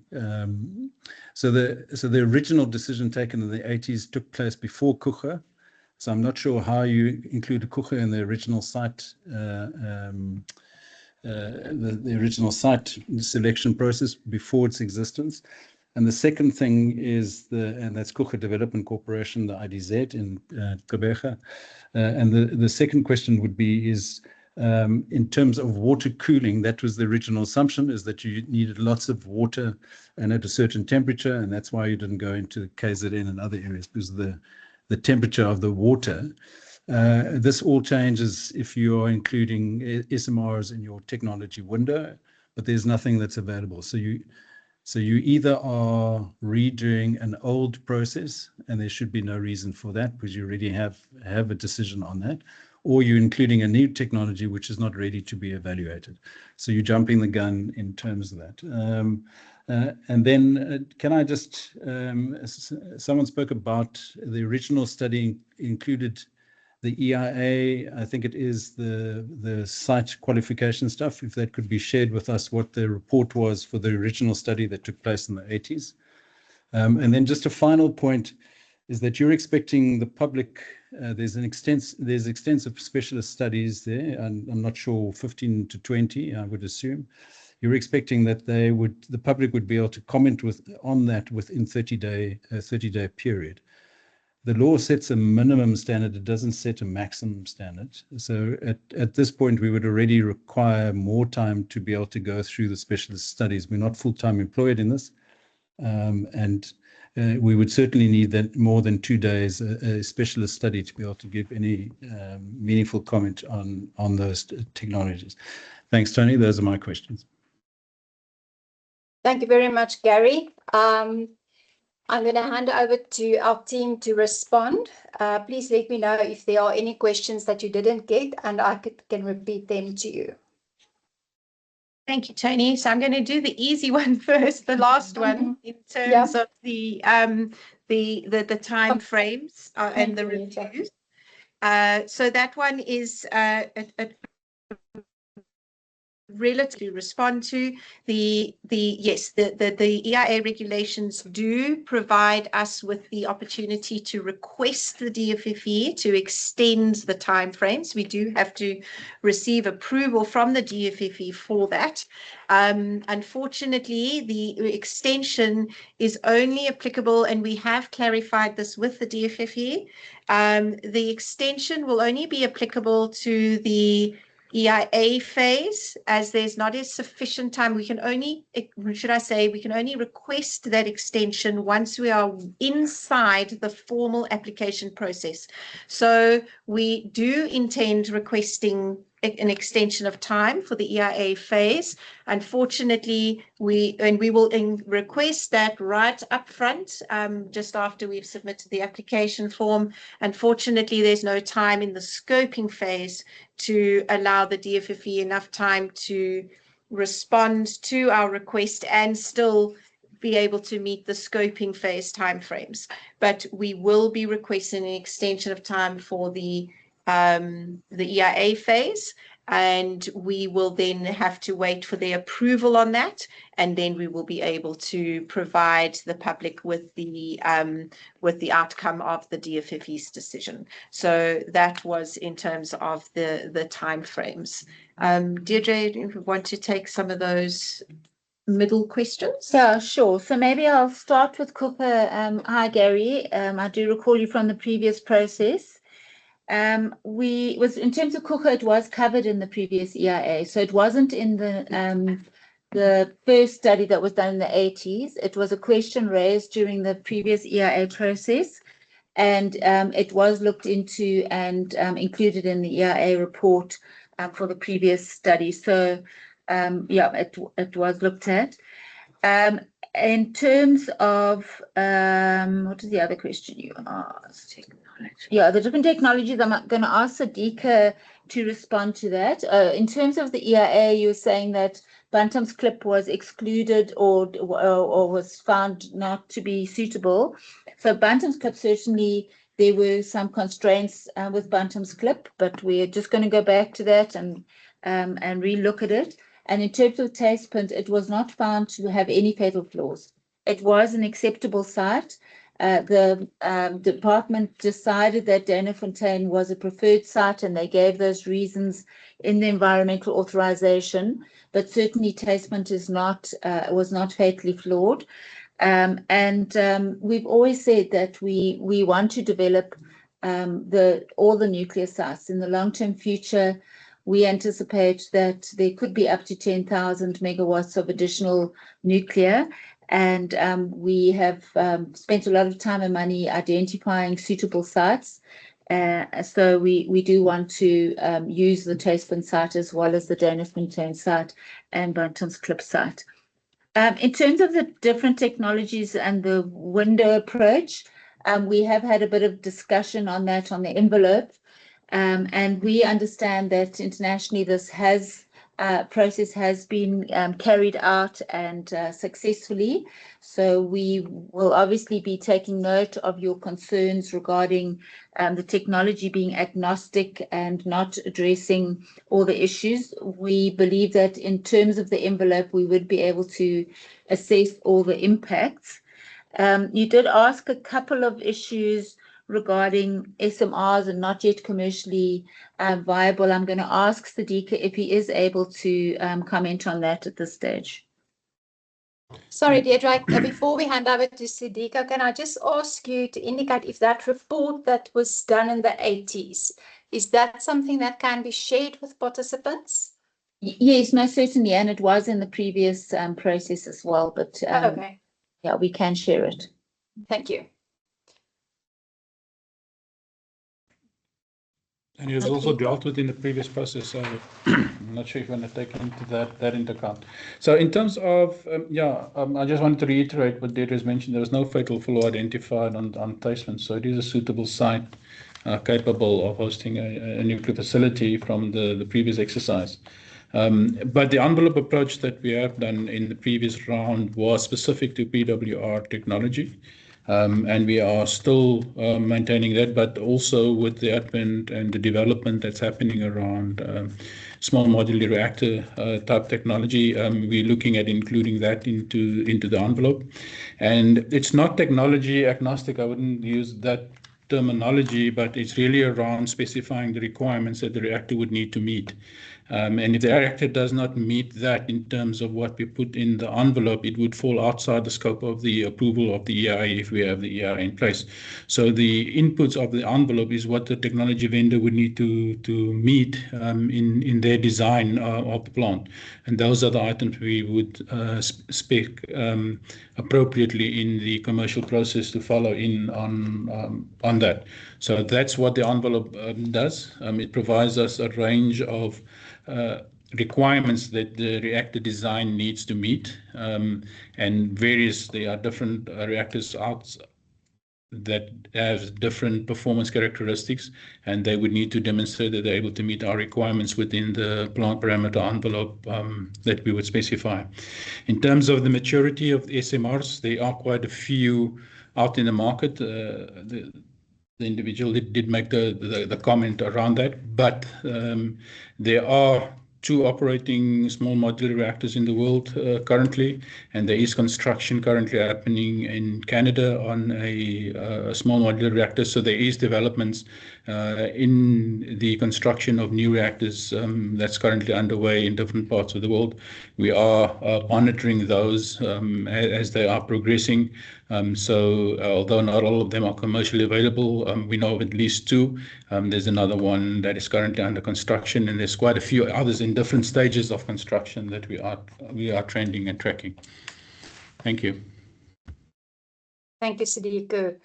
Ash, can I just get back to you quickly? I think there was one more question that Gary asked regarding the terms of reference for the contract and the value of the WSP contract, and also the reason for taking on this EIA. Brian, I will take this answer. I think maybe just to set the tone for the process and why it's required. I mean, Eskom as the applicant, they need to follow a certain regulated process. And one of that aspects is to obtain environmental authorization, or they can only progress if they do get environmental authorization. And to undertake an EIA require independent assessment. So that is in essence WSP's terms of reference. Now, to undertake the EIA process as an independent EAP obviously also requires of us to use a substantial, in this case, list of specialists. Ashley provided those to you before. A lot of these specialists that were also involved in the previous EIA process. A few of them are WSP specialists, but the majority of our specialists that we're using are external to WSP. We've sourced the best specialists in their field with the most knowledge and experience associated with this sort of project. They're all independent as we are. In terms of cost, the specialists that we source externally as well as the WSP, they all work on standard professional rates for the project. So this is how it's been handled. And I think what is important as well, and this is often an issue that comes out in discussion, is what do we gain from this? Now, for WSP at the end of the day, whether it's a favorable outcome or not, it does not matter. So that is one of the key aspects of our independence in the process as well, is we act in a professional, independent capacity, sourcing the best specialists and experience in order to, at the end of the day, provide this information to the competent authority who's also the decision maker in the process. Eskom is not going to make the decision. The competent authority is. We need to make sure that what we present, and that's why it's also so important that we have these engagement sessions upfront, early engagement sessions with the public as well, outside of the regulated timeframe. And again, emphasizing, we know that Ashley mentioned earlier, it's a very short time frame, the EIA regulated time frames, and that's why we want to give additional time. So we want to, as much as possible, get as much input as we can from you as the public in this early stage of the process. I don't know if that, Tony, if that's answering the question. Thank you, Brian. I think you are clear on the question. I'm going to move on to Anton. Thank you, Anton. Good afternoon. Hello. Hello. Yes, I'm actually, this might be more of a statement, but South Africa's got 3,000 kilometers of coastline approximately, and I find it concerning that Bantam Clip and Tuis Point has been identified through some process, but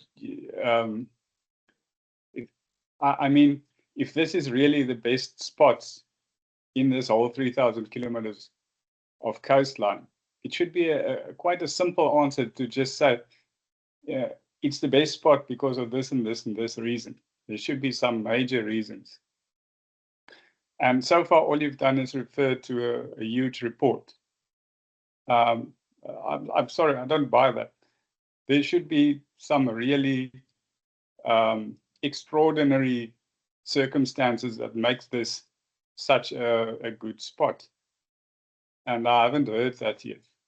And I feel we are owed a very simple answer. Why were these two spots chosen? And I said it in the statement. I also feel like this process is flawed for the reason that it starts at the power stations will be at Tuis Point or Bantam's Clip. While all the processes that went before this, there is no public participation. I personally see no reason why such a power plant cannot be on the west coast, somewhere in the diamond area, for instance. And I also I'm actually not so supportive of nuclear in itself. I also feel there should be public participation on if South Africa wants more nuclear power stations. But I feel these decisions are just made for us. There will be nuclear, and it will be at Tuis Point or at Bantam's Clip. This is a flawed process. It doesn't start at the beginning. The beginning should be, do we want nuclear? And if we want nuclear, then what will be the best spot in South Africa? And there needs to be a very clear and open process that should provide convincing answers why these spots are the best possible spots. Thank you. Thank you, Anton, for raising your concerns. They have been noted, and I think in terms of the criteria as regards to why Bantam's Clip and Tuis Point have been identified as alternatives, those reasons will be supplied in the scoping report that will be made available for comment. As regards to the need and desirability of nuclear power, maybe just a quick comment that an environmental impact assessment cannot usurp national strategy. So we take note of your comment that you're not supportive of nuclear power, and that there is a need for the country per se to undertake complete public participation processes in that regard. But Eskom has stated earlier that this has been identified as part of the integrated resource plan dated 2019. So I think we take note of those comments. I'm going to move on to Neil. Neil, I don't know if you've left the meeting. Phineas, thank you, Phineas, for your patience. I know you have had your hand up for some time. Thank you, everyone. Good afternoon. I just want to have a few questions. First of all, I'm Phineas Nkachuga, stays in Jeffreys Bay, from the National Association of Fishermen and also the Kocha Community Development Forum. So I want to ask a few questions and then raise some few concerns based on the level of the community. I hear that is more like technically what has been presented here, but I didn't hear what or where the communities get involved. I hear when you were talking about the labor I mean, the jobs. They were talking more about the labor. So I didn't hear anything about the skills or, I mean, the people that will work like on the plant itself, if ever it did happen that is being built. So like, I'm so concerned that the fact that we also, like as a communities, we look like as a laborers, everything that's going to implement it on our areas, we're gonna be the laborers. So it triggered me in a way that how long are the communities or vulnerable communities will still be the laborers, right? And then I would say to the question or to the second question that I have, I didn't hear any side where the presentation was talking about the things that might be happen, unexpected things that might be happen, right? We were presented all the good sides of the nuclear, right? And I think that the last spokesperson that just stepped down now, he mentioned that the thing that I had in my mind, do you government have a question come to us and ask, do we want the nuclear or not? So I think it should start there. I mean, you also prioritizing the country's economy or whatsoever that you can put it, but who's going to be affected mostly, right? So do you go to those people and then ask them, do you want this? Because I think we had like a variety options of a nuclear, I'm sorry, of the energy. Like we see that there's a wind turbines farms that are around me, also the what you call it, the solar panels, which is like it's not centralized, so that the community can able to access that at any given time. So now we want to build the nuclear energy plant, which is going to be centralized, and then like who's going to benefit on that. So I want to step on the side of the fishing because, as I said, I've been a fisherman for the past 16 years. So now when you're talking about putting a plant at the test band or at the Bandes clip there in Gansbaai, those are the fishing grounds. Both of them are the fishing ground. Like on the summertime, we're fishing at test point, and then on the winter time, we're fishing at Gansbaai. So now, if you're targeting those places, we need a real answer. Why are you targeting those places? And then in terms of jobs, like we are the fishermen, we don't have any skills. We're working there.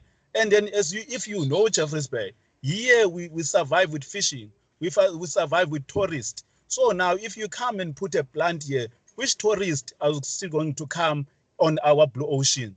And then like how much the amount of jobs will be taken from the people? Because we have people that are working on BNBs. We have people that are working on restaurants, especially at this time of the season. So we have tourists all over the world that are visiting Jeffreys Bay. So now if you want to make our ocean dirty, because that's really for sure, you're gonna make our ocean dirty because you're talking about desalination. So, I mean, you're taking the water in and then you're putting back to the sea, which is the contaminated one, back to sea.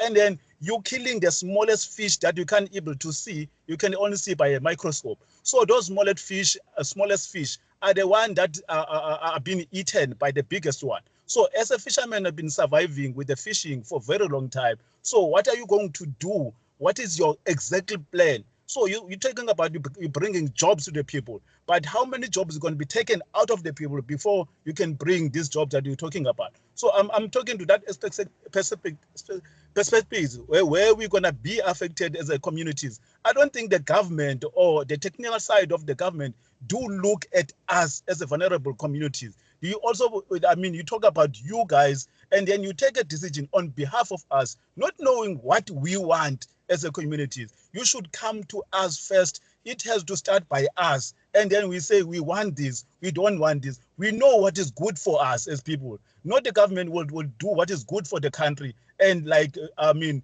taking our rights and then like, I don't know, like just like stepping on over our rights. Because now the way that we see, like previously they came and presented nuclear and then we said we don't want a nuclear. We still don't want the nuclear. There's no new thing that has been came up, new plans that, okay, your jobs will be safe in this way, and then you're gonna be get this 1 and 2. So it's still the same scenario here and there, a little bit of changes, playing with the tactics words, but still the main fact that affect us is still gonna be there. And then the radioactive waste, that has been, I hear you said it got covered somewhere, somehow, but we don't have a real answer on the radioactive waste. What are you going to do with it? And then I just want to leave this question.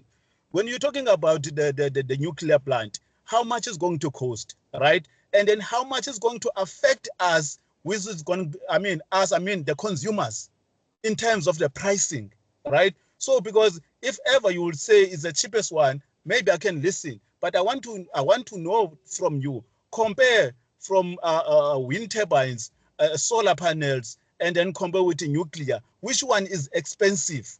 Because now at the end of the day, as vulnerable communities, as poor people, who have to buy this electricity, at what cost? How much is going to cost? If ever this nuclear plant will kind of cost billions, and then how much the electricity for us to buy it will cost? I'm thinking of those things that I don't think you guys, on the top level, you do think about us, or I think you just only think about you. So I want to just leave those comments and the question, because I want to know the difference between the renewables cost of doing a plant, and then the cost of doing a nuclear plant, and then how much effect or impact is going to being applied to us as a communities in terms of buying the electricity. Thank you.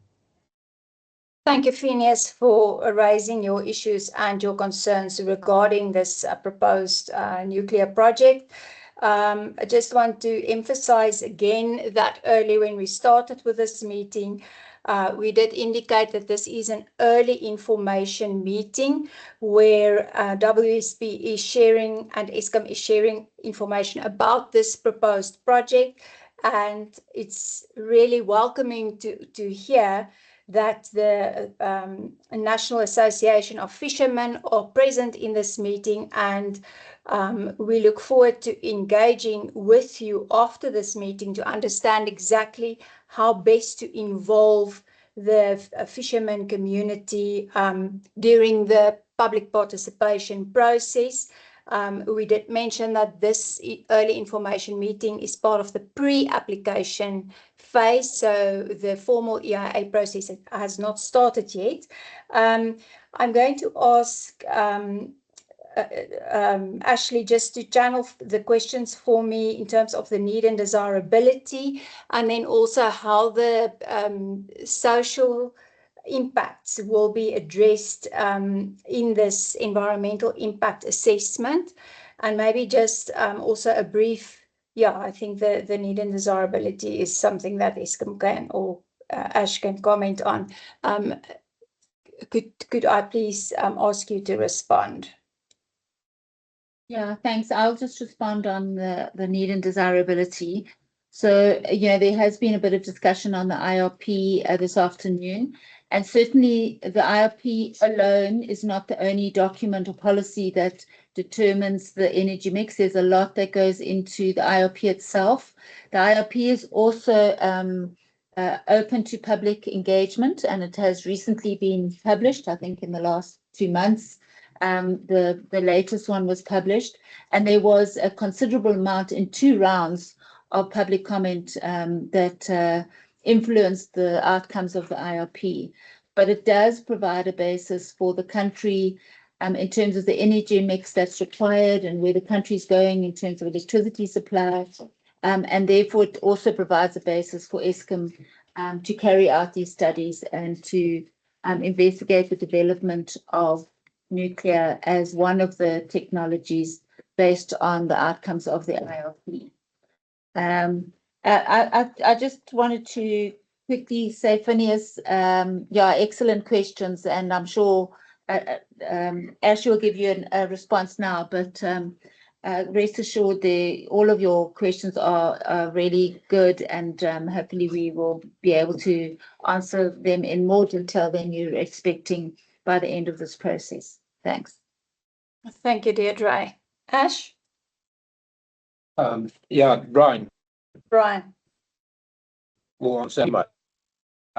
We absolutely acknowledge that the coastal communities in both the candidate areas are strongly dependent on small scale and artisanal fishing, tourism, recreation, business, So that is why the specialist, this process and specialist assessments, especially when it comes to the social impact assessments, the marine, the ecology assessments, why those specialist assessments need to be done to the utmost precision and considering the extent of activity and the extent of impact. And we it's an early stage. Those studies have, some of them have started, others have not even yet started. So once we get that information, and of course, in the process, there's also a lot of engagement that's going to happen. Like, for instance, the small scale fisher organizations, tourism associations, they're going to be engaged and involved in those processes, doing social with the social impact assessments, but also with the other type specialist assessments that we undertake through the whole PP process. They will be involved. So yes, we cannot give you the answers at this stage because we do not have them, or the extent of influence, the extent and the type of mitigations, and whether they would be adequate. So those answers we cannot at this stage present because it will be preempting that depth and level of detail of assessments that still need to be undertaken. But what we can assure you of is that we acknowledge that that there needs to be extensive assessments. What we further do acknowledge is the fact that there needs to be extensive consultation taking place during the process, and that we also need to get the input during the process from the various groups and sensitive groups and organizations that will be affected. Well, thank you, Brian. Folks, I see that it's 5 minutes past 5. Well, that's according to my computer. Can I just get a sign or a thumbs up from everyone if it's okay for us to continue for another 15 minutes?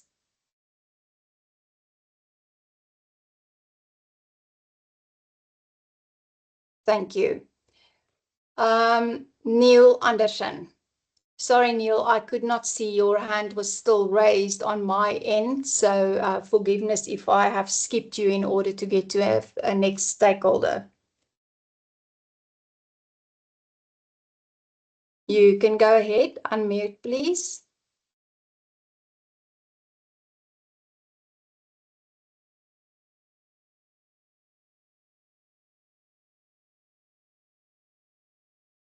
It may seem as if there is a sound problem. Okay, there we go. Thank you, Neil. Good evening. Neil Anderson. Sorry, Neil, can you speak up, please? Your sound is very soft. Neil Anderson. I'm a nuclear geologist. I'm not an environmentalist. Sorry, Neil. I'm going to ask you to get closer to your mic. Oh, it seems we've lost Neil. Neil, are you still there? Yes, I'm here. Okay. Can you hear me? Very faintly. I think if you can just maybe move closer to your mic and speak up, or set your sound to be a little bit louder. I am.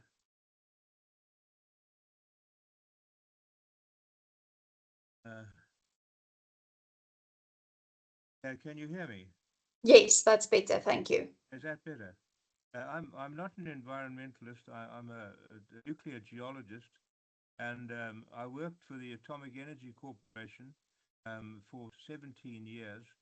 And in this time, we were appointed by Eskom to do that 1981 study, the geology department per se. And it was, the Eskom called it the NSIT program, Nuclear Siting Program. And just to inform everybody, the Eskom people that were concerned did screen the whole of South Africa for where nuclear power stations could safely be built and where they were needed. I mean, for example, the far west coast, the Diamond area, Port Nolloth, that town is, diamonds are worked out, and it would be terrific. There's a place there called Brazil to actually build a power station, and also for everybody to occupy that town. So that site was selected.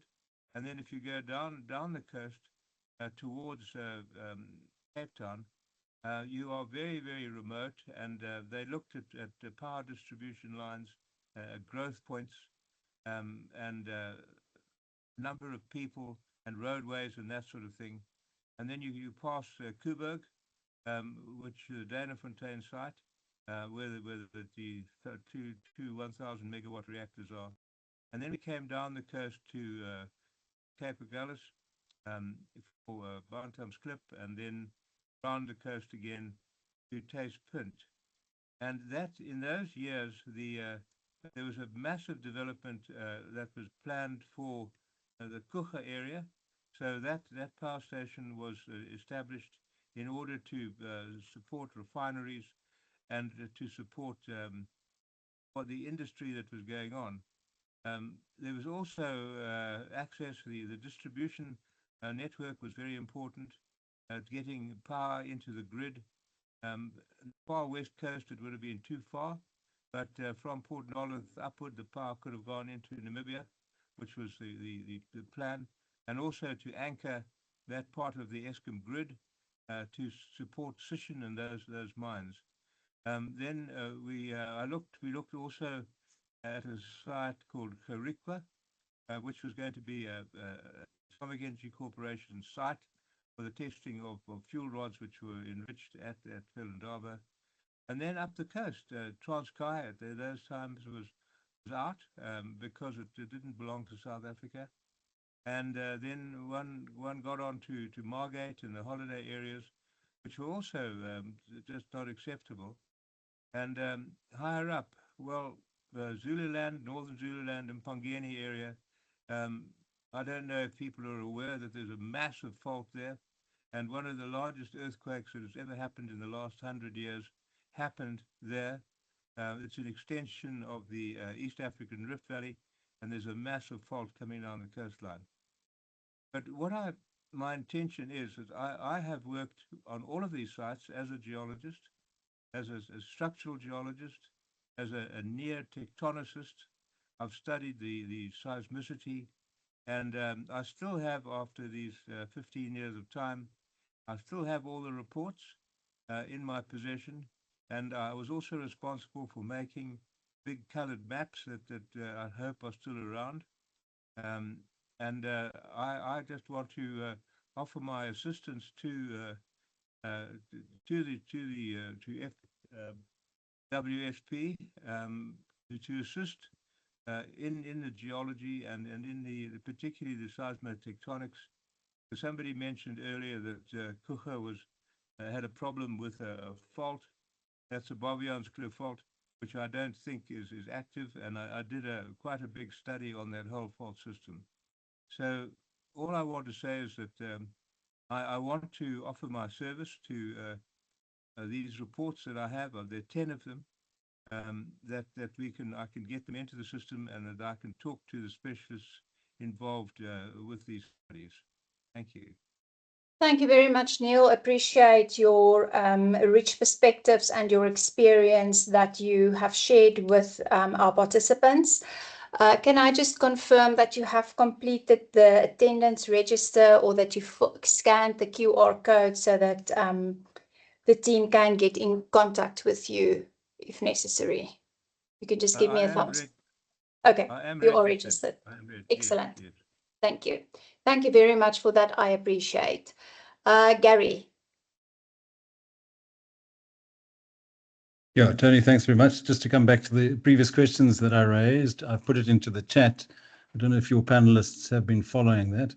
And I don't, in the interest of time, don't want to repeat it, but I think we need to understand a little bit better why the IRP is the new thing that changes everything, whereas the previous 3 EIA processes were all based on IRPs.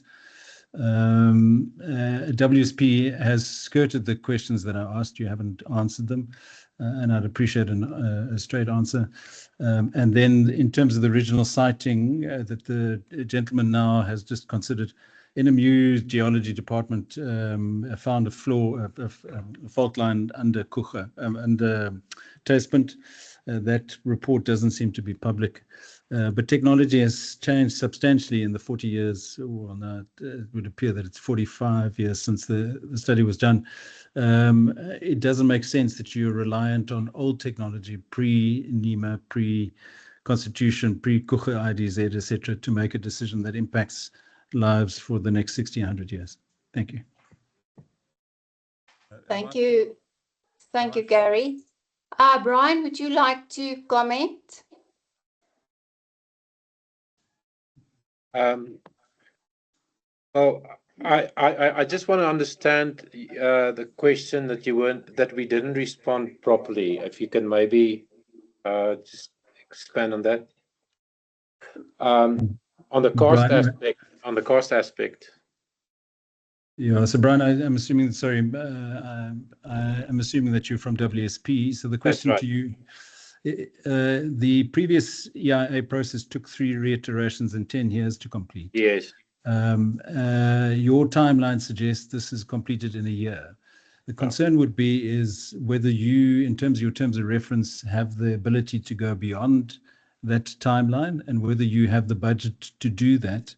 And what you are as a company are profiting from this enterprise. I assume that you're a for-profit enterprise. It's public money that's being spent.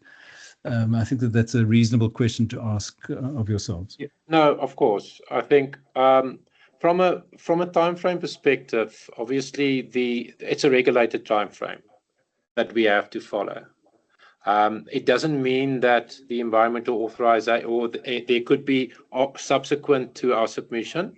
There could be, or the outcome, whether it's favorable or not, there would be appeals and that could drag on, but that would be post our process. So we've got a regulated time frame, and that is what Ashley presented previously, and that's fixed. So it's not fixed. Yeah, well, it's a regulated time frame. It's a minimum standard. No, it's not. No, it's not minimum. It's regulated. It's under the EIA regulations, 2014 regulations. So there's a specific period for scoping, and there's a specific period for EIA, and then there's a specific period for decision making by the regulated authority, which is now also, because they're going registering the project as a strategic infrastructure project, it also has a different time frame associated with that, which is now fixed 56 days. So it is all fixed. The previous EIA process at that stage, and that's where there's been the substantial change. At that point in time, there were no regulated timeframes, and that's also why that process continued for much longer than this one will. In terms of profitability and the gains that we as WSP getting from it, I think I tried to be clear on it, and maybe I wasn't, but WSP, we are the largest engineering consulting firm in the world. So we are a business. We listed in the Toronto Stock Exchange. There's the experience and services of not just our internal specialists and EAPs are of the best in the world. And I'm proud to say that we use the best people. Work is a privilege, and we work with the best specialists. And of course, at the end of the day, as a business and providing a service like any service that we're providing, that any company provides, there's a cost attached, and it's reasonable in terms of what we're asking for it. And as I also emphasized before, we're not profiting from this in the sense of, other than with any project that we undertake, this is we're being remunerated for it. So I don't know how else to answer it. I think this is as with any project that we do also engineering designs, EIA services, substantial. I mean, you're welcome also to, I don't know if you're aware of the services WSP do, but you're welcome to also visit our website, and you can see internationally also all the services that we provide. Thank you, Brian. I think the public just wants to know that tax money is being spent in an accountable manner. And I also believe, Gary, that the questions you have posted in the chat will be responded to in writing, and that will be shared with all the participants and be made available publicly on WSP's website. I'm going to move on to Celeste because we are running out of time. So there are two remaining participants who want to ask questions, Celeste and Rocco. And then I am going to move to the end of the meeting. Thank you. Celeste, please go ahead. Hi, thank you. Mine is just a very quick question. I did post it in the chat, but it hasn't been answered yet. So I am sort of in the heritage world. So I'd had the question, have the heritage specialists been appointed? And yeah, because ECPRA, so the Heritage Resource Authority in the Eastern Cape at the moment is a functional unit, not like it was in 2017. So you did mention the processes parallel to and at the same time as the EIA, where the heritage assessments are then submitted to ECPRA for comment. So I just want to know, has the process been submitted to the ECPRA already, and have the heritage specialists been appointed? Yeah, basically that, yeah. What is your real concern? Have you followed the process of the heritage under the NARA? Have the heritage specialists already been appointed to conduct the studies? And has the notification of intent to develop been submitted to the Eastern Cape Provincial Heritage Resources Authority to know what studies need to be conducted for the heritage? Thank you. I'm talking about Tailspunt. I'm based in the Eastern Cape, so I don't know much about Bantam's Klip. Thank you, Celeste. Valid question. Brian, can I ask you to respond, or Ashley?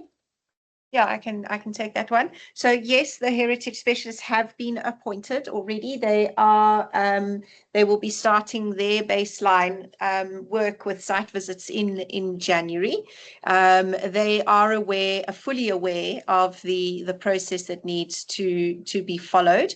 They will be submitting the relevant notice of intents to the relevant authorities in specifically Eastern Cape and potentially even Western Cape, but it will also be posted on the SARIS website as well. All the documentation will be sent through to Eastern Cape Heritage Agency as well as to SARA as well. So we do have a heritage specialist that are aware of the process. So yes, that process will be undertaken correctly and undertaken in terms of the relevant timeframes. So thank you very much. Thanks, Ashley. Rocco, please go ahead, unmute and ask your question. Thank you for taking my question. It might be a bit premature at this stage, but for the record, when and if this nuclear plant is up and running, will there be fair and equitable distribution of electricity between public use and industry? Example, AI uses a lot of electricity. Will they perhaps in future hijack the availability of the power distributed by Eskom and this plant? Thank you, Rocco, for that question. I'm going to hand over to Ash just to direct who will respond to it. Thank you. Yeah, so the National Transmission of South Africa is actually going to be the system operator and will manage and control exactly where electricity is sent to and who gets electricity and how it is sent out over the grid. So the generator, that's who we are as the applicant, is constructing the generation plant. We are subject to the independence of the system operator and the National Transmission Company of South Africa. But So we'll answer that question. It's a good question. We'll answer it in writing. But yeah, I have never seen that electricity is not distributed equally. So yeah, I don't know if you've got a specific reason that you ask if it's going to be Can I done. jump in? Yeah. No, I think important part is the payment and that part on the usage is determined by NERSA. And that's where the pricing gets set on what the different end users will be paying for that. And they will be working through it, like you said, through the National Transmission Company for that. Thanks, Adika. Thank you, team. Can I just ask, Ashley, can we move on to the next 2 slides, please? Thank you.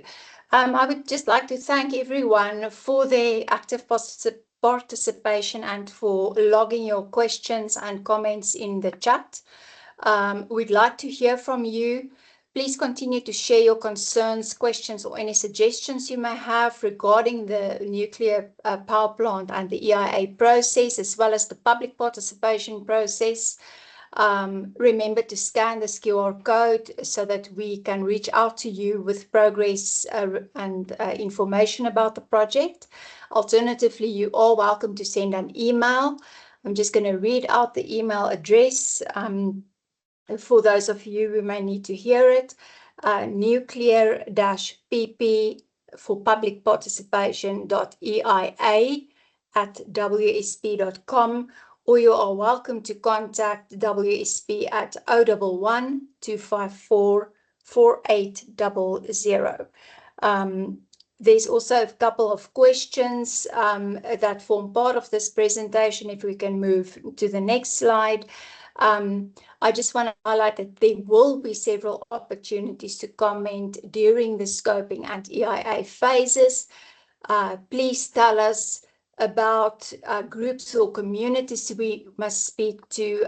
We've covered the first bullet. Any new developments in your areas that we should know about, your preference for virtual or in-person or maybe hybrid meetings, opportunities or benefits you think the EIA should consider, and any other inputs that you would like to contribute. We've also included the link to the Nuclear One EIA information. On this slide, you are welcome to access the documents of the previous EIA through this link. And then I just also want to note that we will make the 1981 report that's been spoken about during the meeting available. So thank you once again for your valuable input. This is only the beginning of a longer process with more detailed documentation and in-person meetings coming during the scoping and EIA phases. Ashley, there was one question, and I think I would just like people to know what is the period during which they can still submit their questions during this early engagement phase. Is it until March, until the commencement of the official EIA? I don't think we have addressed that specifically earlier during our meeting. Yeah, so it would be really any time from now until March would be end of March would be the pre-application phase. So yeah, they're welcome to send the comments during that full process. Obviously, there will be a point where we have to print documents and get them out into public domain. And in terms of what will be captured in the scoping report. So anything that would be received post to that sort of cutoff would be then included in the comments and response report on the draft scoping, between the draft scoping and the final scoping report. So we will still capture all of the comments. So I would think from sort of the end of February, which would be the end of when we would accept, we would include the comments into the draft scoping report, and then anything received from March into sort of the end of April, we would then include in the draft scoping to final scoping. But any of it, any stage, they can send it. Comments are welcome through the full process, right up to when we submit the final EIA report towards the end of next year, I guess. So really it is any time. So if there were comments that people think of after the festive season, they're still welcome to use that same QR code and send the comments through on that, or just send us an email as you mentioned. So yeah, if that helps. Thank you.